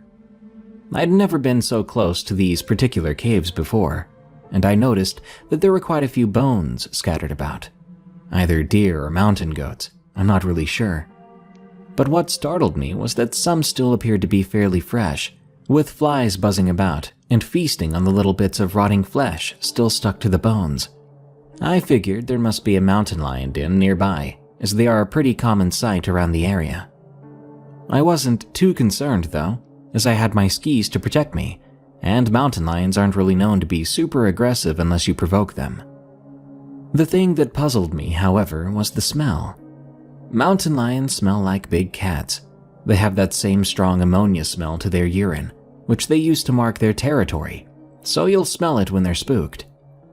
This, on the other hand, was more like a dead, rotten flesh smell, and I'm not just talking about the little bits of flesh the flies were feasting on. More like a dead rooster that's been left out for months to bake in the hot summer sun. Believe me, I would know. I used to live on a free-range chicken farm out on Orcas Island, but that's a different story. No, this was like the kind of smell that makes you want to throw up. Very vile. Disgusting. Just then I started to hear what sounded like a chicken squawking, only differently. More hoarse and raspy, like a chicken dying from emphysema, if that makes any sense at all. My spidey senses were tingling as I quickly assessed that there's no way in heck a chicken had managed to get all the way up here. This was far away from civilization. The squawking turned into more of a high-pitched whistling sound, but with the sound waves bouncing off the rocks and echoing around the gully, so I couldn't quite tell where it was coming from. That almost made it sound like it was all around me. Feeling nauseated and a bit disoriented, I then heard a loud popping sound and turned around just in time to see something truly horrific. A giant, moose-like creature with sharp, curvy antlers and a face and head like a big elk skull or something, with black soulless pits for eyes, 2 small slits where the nose should be, and complete with long, jagged teeth hanging out of its bony, downward mouth, if you could call it that. A skeletal but muscular and rather mangy-looking ribcage, and I could see that it was hunched over on its haunches that looked like oversized deer legs, with the long, extended heel ending in rather large hooves. It had long, skinny arms that it was using to halfway run, walk, and lunge at me in a jerky and uncoordinated fashion, yet it was somehow still impossibly fast and aggressive. It was rapidly crossing the clearing in a disturbed and menacing manner.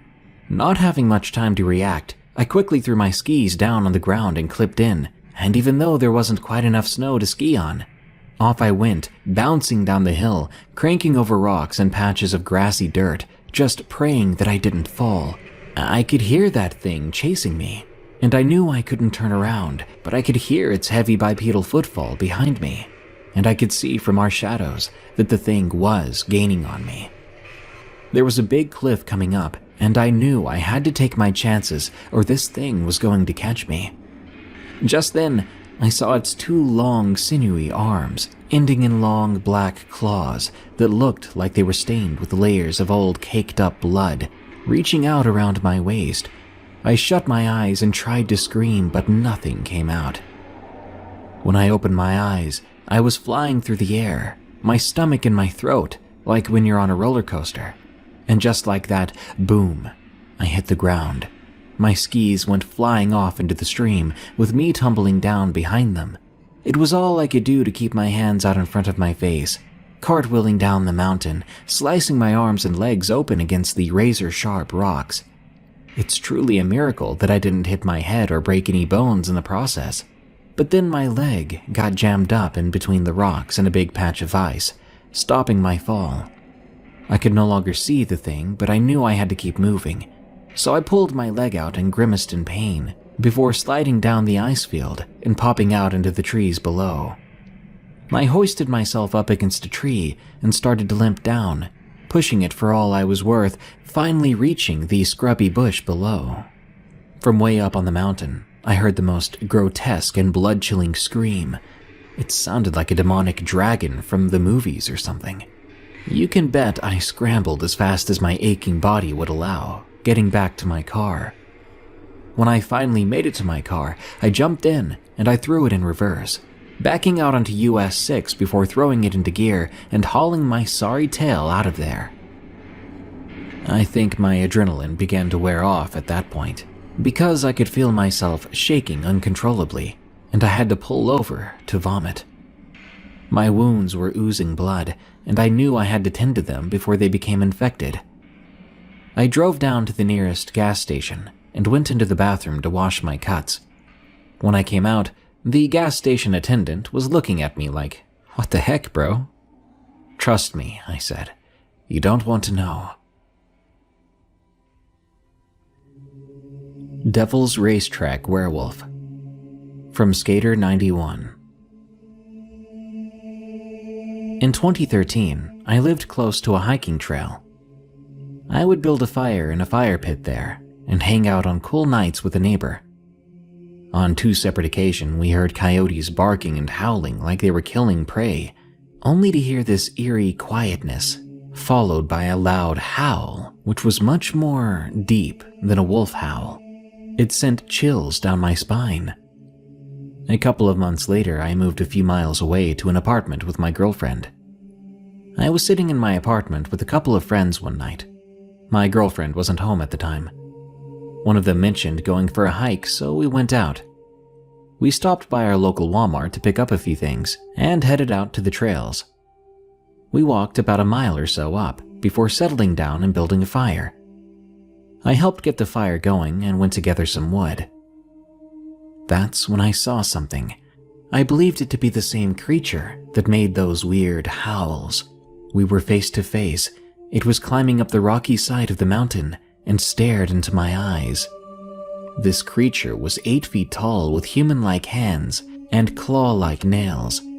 Its upper body was like that of a man, but its head was wolf-like, and its legs were dog-like. Its eyes had a red glint to them, and strangely it looked more human than anything. Its fur was as dark as death. The creature snarled, and I ran for my life back to the campfire. When I told my friends, one of them believed me, but the other thought I was crazy. We left shortly after I begged to leave. On the hike back, I think it followed us all the way out, like it was territorial over the mountainside. I never returned there after dark.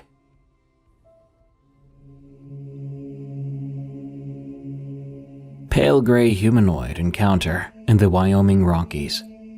From C. Philly 100. This story was told to me by my friend, but it's pretty wild, so I thought I'd share it here, told from his perspective.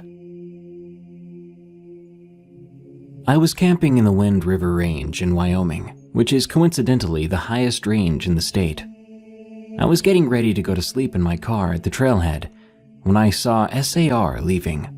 They let me know they'd been searching for a hiker who had been reported missing for 24 hours. They said they had to turn back now, though, due to a big winter storm system moving through the area. Before leaving, they said they'd be back in the morning, but to be on the lookout. I said I would, but my hopes were rather low for his survival at this point in time. I set out bright and early the next morning. It had snowed about a foot overnight. My objective was Mount Gannett, which is the tallest peak in the Wind River Range, at 13,804 feet or so. I had my snowshoes on, but it was still rather slow going.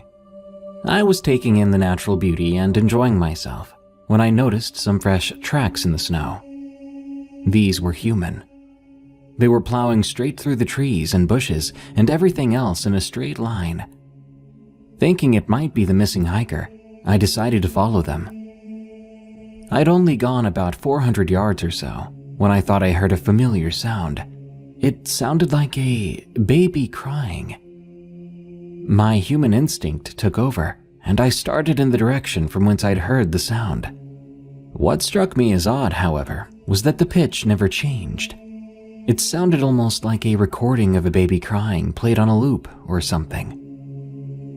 I looked up just in time to see something dart behind a tree. I became a bit confused at that point, as I could no longer hear the baby crying, and I wasn't entirely sure what I was doing there anymore. I went to turn around, when something once again caught my eye. Something stepped out from behind a tree.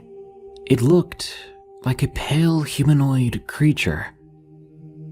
The best thing I can think to compare it to would be that white orc from the Lord of the Rings and Hobbit series, although it didn't look exactly like that. The face was similar. No nose and this look of total hatred and malice. It had this sinister grin on its face that seemed to say, "That's it. I've got you." It was about 6 or 7 feet tall and extremely muscular. It didn't appear to have any hair or male or female parts. It began to walk through the snow seemingly without any resistance at all. It never broke direct eye contact with me. The only motion seemed to be a slight bobbing up and down. Other than that, it was very intentional with its movements. I started stumbling backwards, tripping over my snowshoes in my attempt to turn around. I heard a gunshot then, looking up to see an SAR officer wielding a pump-action shotgun. The creature screamed like a banshee before leaping back out of sight, leaving a slight trail of thick dark blood in its path. The officer ran over, helping me to my feet. He radioed that he'd found someone in such and such part of the grid. We made our way back to the trailhead together. We were met by someone on a snowcat. The officer said he'd shot a bear that had been charging me. He looked at me, though, knowingly, and I figured I'd trust his intuition.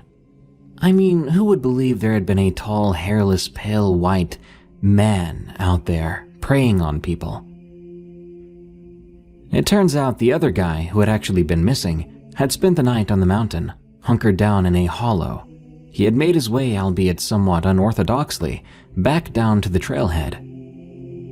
I am immensely grateful to these volunteers, to whom I owe my life.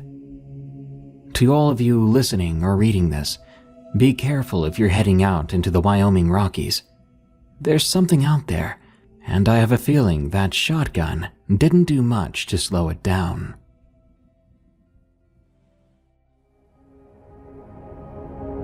cabin in the Rocky Mountains of Albuquerque. From Anonymous. I'm 50 years old and I've been seeing things you might find interesting since I was 11 or 12 years old. I'll start with one of my newer stories. So I used to live in the Manzano Rocky Mountains by Albuquerque with my black lab in 2000 and 2001. It was a log cabin tongue and groove kit house. One side of the roof was asphalt shingles, the other side was cement shingles. I lived at the back corner of Cibola National Forest. It was very cold in the winter. 2 degrees from November until April, 4 feet of snow. Even though I hate the cold, it was one of the neatest places I've ever lived. I bought a yardstick just to check the depth of the snow. When I dropped it in, it disappeared. I had to turn my head sideways and stick my arm in the snow to find it. This was just a clearing, not a snowdrift like up against the house. I lived there for 1 year, and during my time there, something kept landing on the roof. Something big that sounded like it had claws. You could hear those claws crunching on the cement tiles. It made the house rattle. It was very heavy. I carried a .41 Magnum revolver pistol with me inside the house and out. It's an older caliber pistol, but more comfortable to shoot than a .44 Magnum, and more powerful than a .357 Magnum. I would often smoke outside. I had a deck back then that was 50 feet long. Now, sometimes I would hear that big, clawed thing land on the deck, and let me tell you, whatever it was, it could cover all 50 feet of that deck in about 4 steps. Even if I exaggerated my own steps, I could not cover 50 feet in 4 steps. I'm 6'2", 220 pounds, and that thing was much bigger than me. On 4 different occasions, I almost blew a hole in the roof. I wanted to put a .210 grain bullet in it. One of my friends who came to visit every once in a while laughed at me when I told him about this. He said it was BS. But he wasn't laughing when it happened when he was here. He carried a .25 caliber pistol and almost blew a hole in the roof with me. I never actually did shoot through the roof. I was afraid the roof would slow the bullet down too much, and if it hit that thing, it would just tee it off. Then it could just reach around the roof and take me home as a sandwich. I never did actually see it. I'm glad I didn't. I was afraid it might give me nightmares for the rest of my life.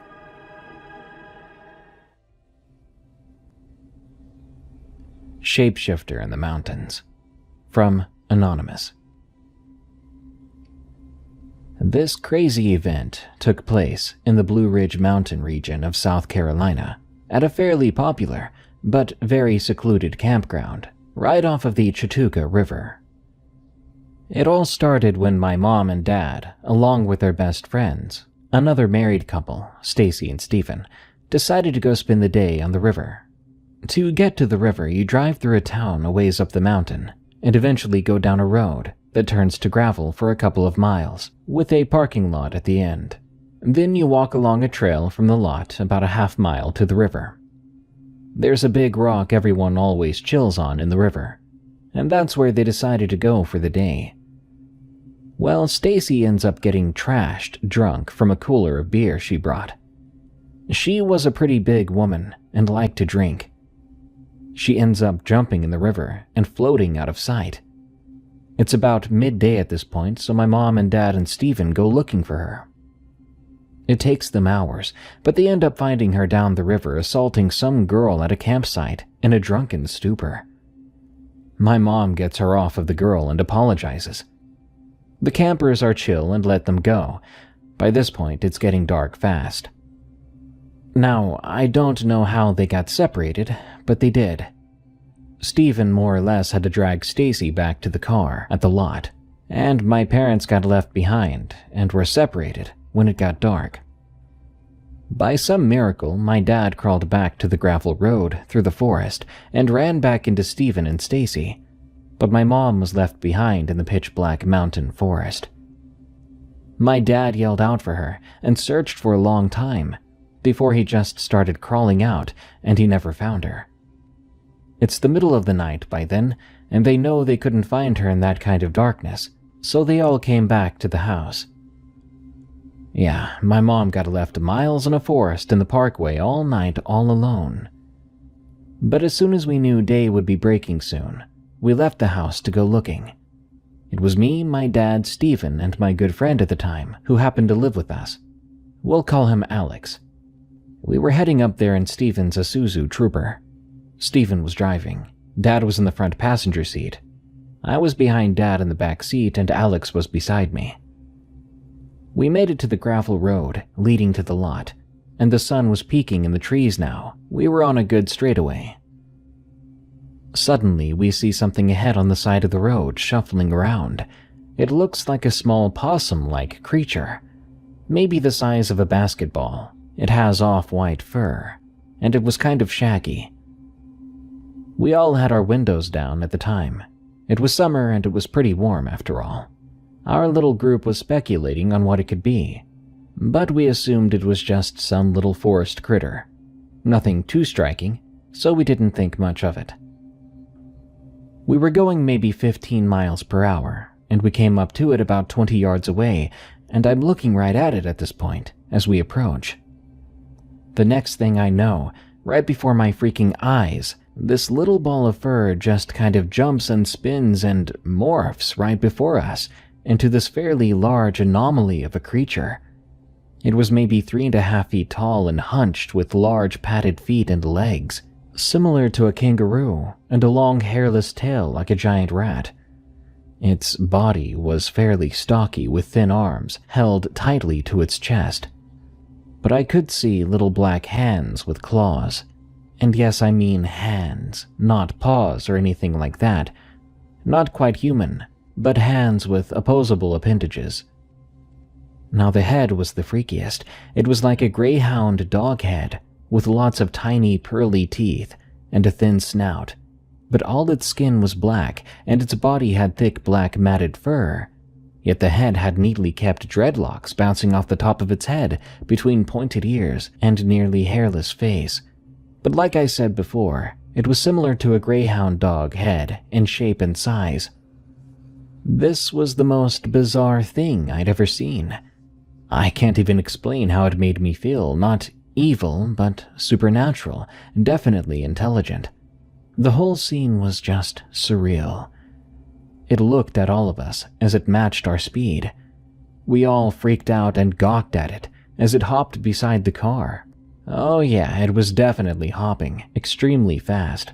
Stephen sped up to about 50 miles per hour, but it just stayed beside us, seemingly effortlessly. It was on mine and my dad's side. I got a good look at it. Its eyes were like red beads, but glowing like an LED light in the day.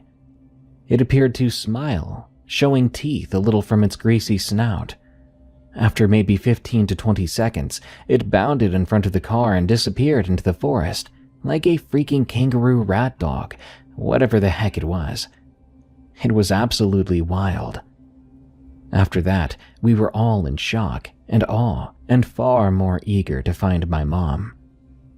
Stephen and Dad were tripping out by then. I was just like, holy crap, I couldn't believe what we saw. And Alex never said anything. He just had wide, confused eyes. Well, we found my mom later and all was well. She had hunkered down in a stump hole overnight with a shirt over her head.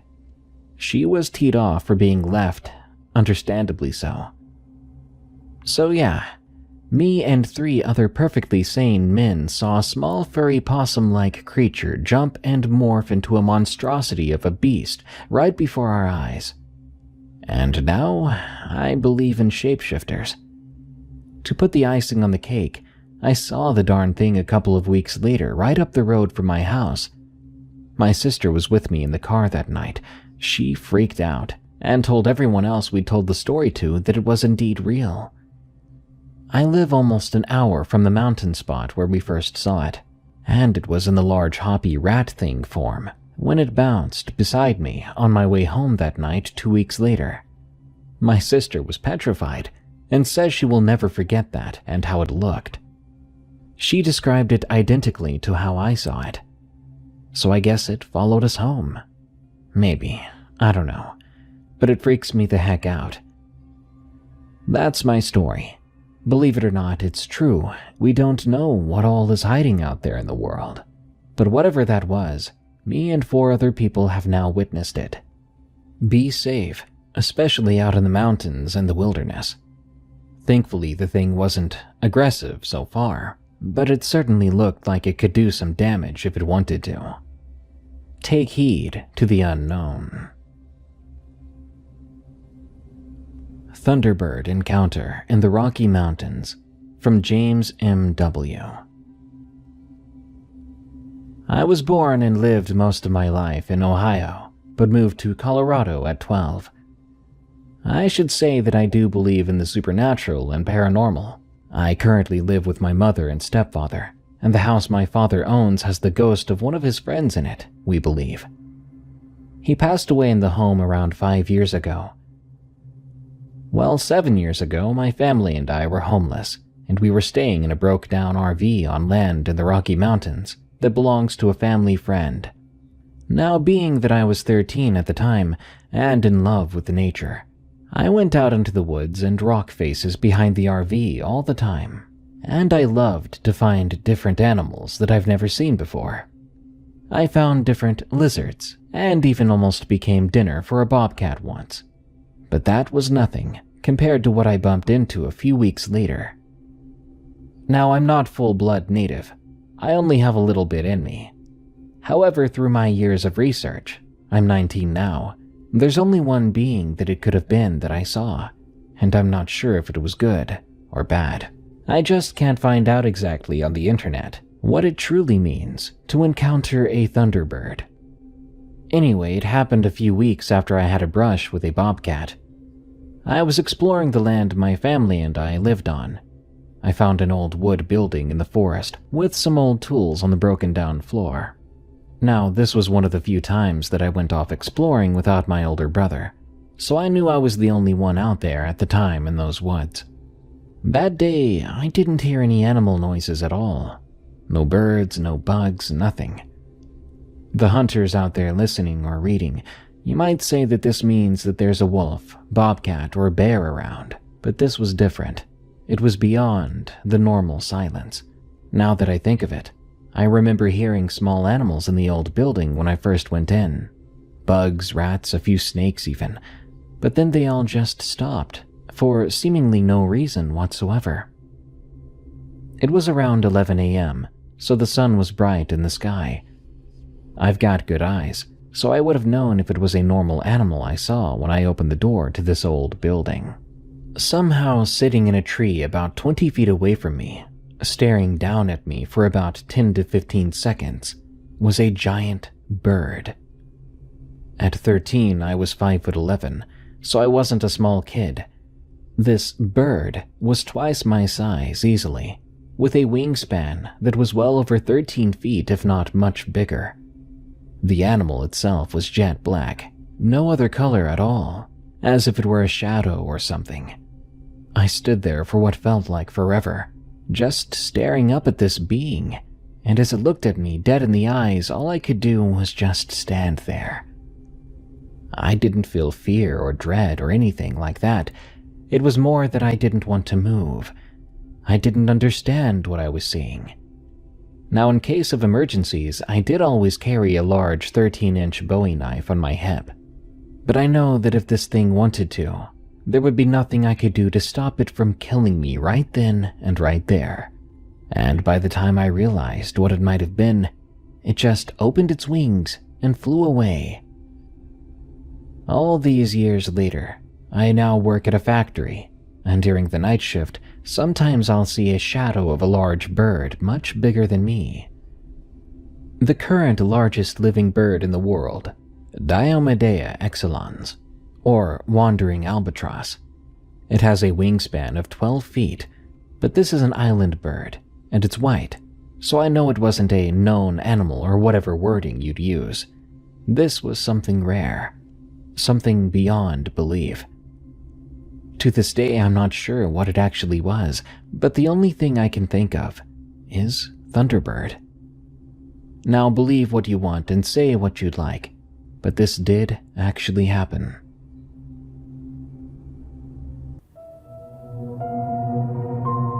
That brings us to the end of this episode of Darkness Prevails. More terrifying stories are on the way soon, so subscribe and smash that like button.